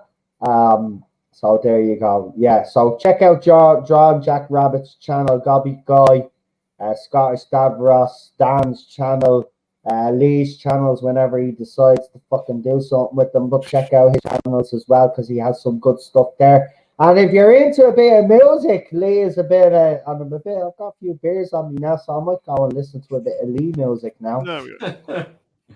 Why not? You know? Seriously, man, your music is great with a few drinks. Yeah, No, you have to don't be mean it pissed in to a bad listen way. to it. No, hang on. No. Sorry. Oh, I have to say, I have to rephrase that because you already know I like your music when I'm sober. What I'm just saying is banging when you have a few drinks, like all music is. But it's very good. And Dan has a second channel as well, by the way. Yeah, so there's 2 Dan channels going and stuff. And I've got Start telling Rick from Rick and Morty. I've got 3 YouTube channels. 3. I have 3 YouTube channels and I have a Rumble which will be kicking off properly in September. So I'll give you more details when that gets closer. And I'm nearly at the knocking me glass over. I need to stop now. Anyway, thank you for joining me. This is me fucking 4th stream today. So yeah, I'm surprised I haven't fucking fell off a cliff. But there you go. I've enjoyed today, I have to say. I've had some great chats as well. So that's always good. But thank you for tuning in. We really do appreciate all the support, of course. And, you know, as I said, if I could take this banner off, for fuck's sake. I'm trying to do something here. That's why I keep talking. Get off the fucking screen, will you? Hold on. I think the computer has frozen. Anyway, I'm going to leave. I don't know if the trailers are going to play. They probably won't. So, it's going to be a bit of a shit show. But I'll give it a go anyway. So here we go. Here's the Friday Night Contact trailer. I'm going to play now. So good night. Enjoy your weekend, and we'll talk to you on Tuesday. And for the rest of you, if you are football fans, just catch me over the weekend, and then Manchester United play on Monday against Wolves at 8 o'clock. So if you want to join me on Noel the Red Devil. See, I'm getting better with all the names now. Yeah. Anyway, say good night, lads. Good night, lads. Night. Now you can fuck off. Bet your money. Get out of the shed. Bye.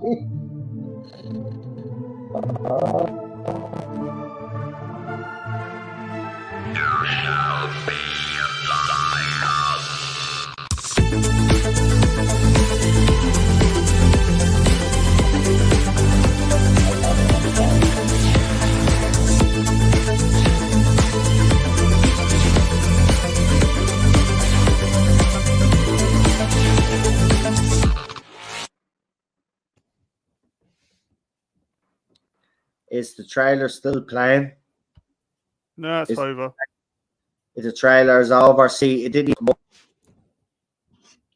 even...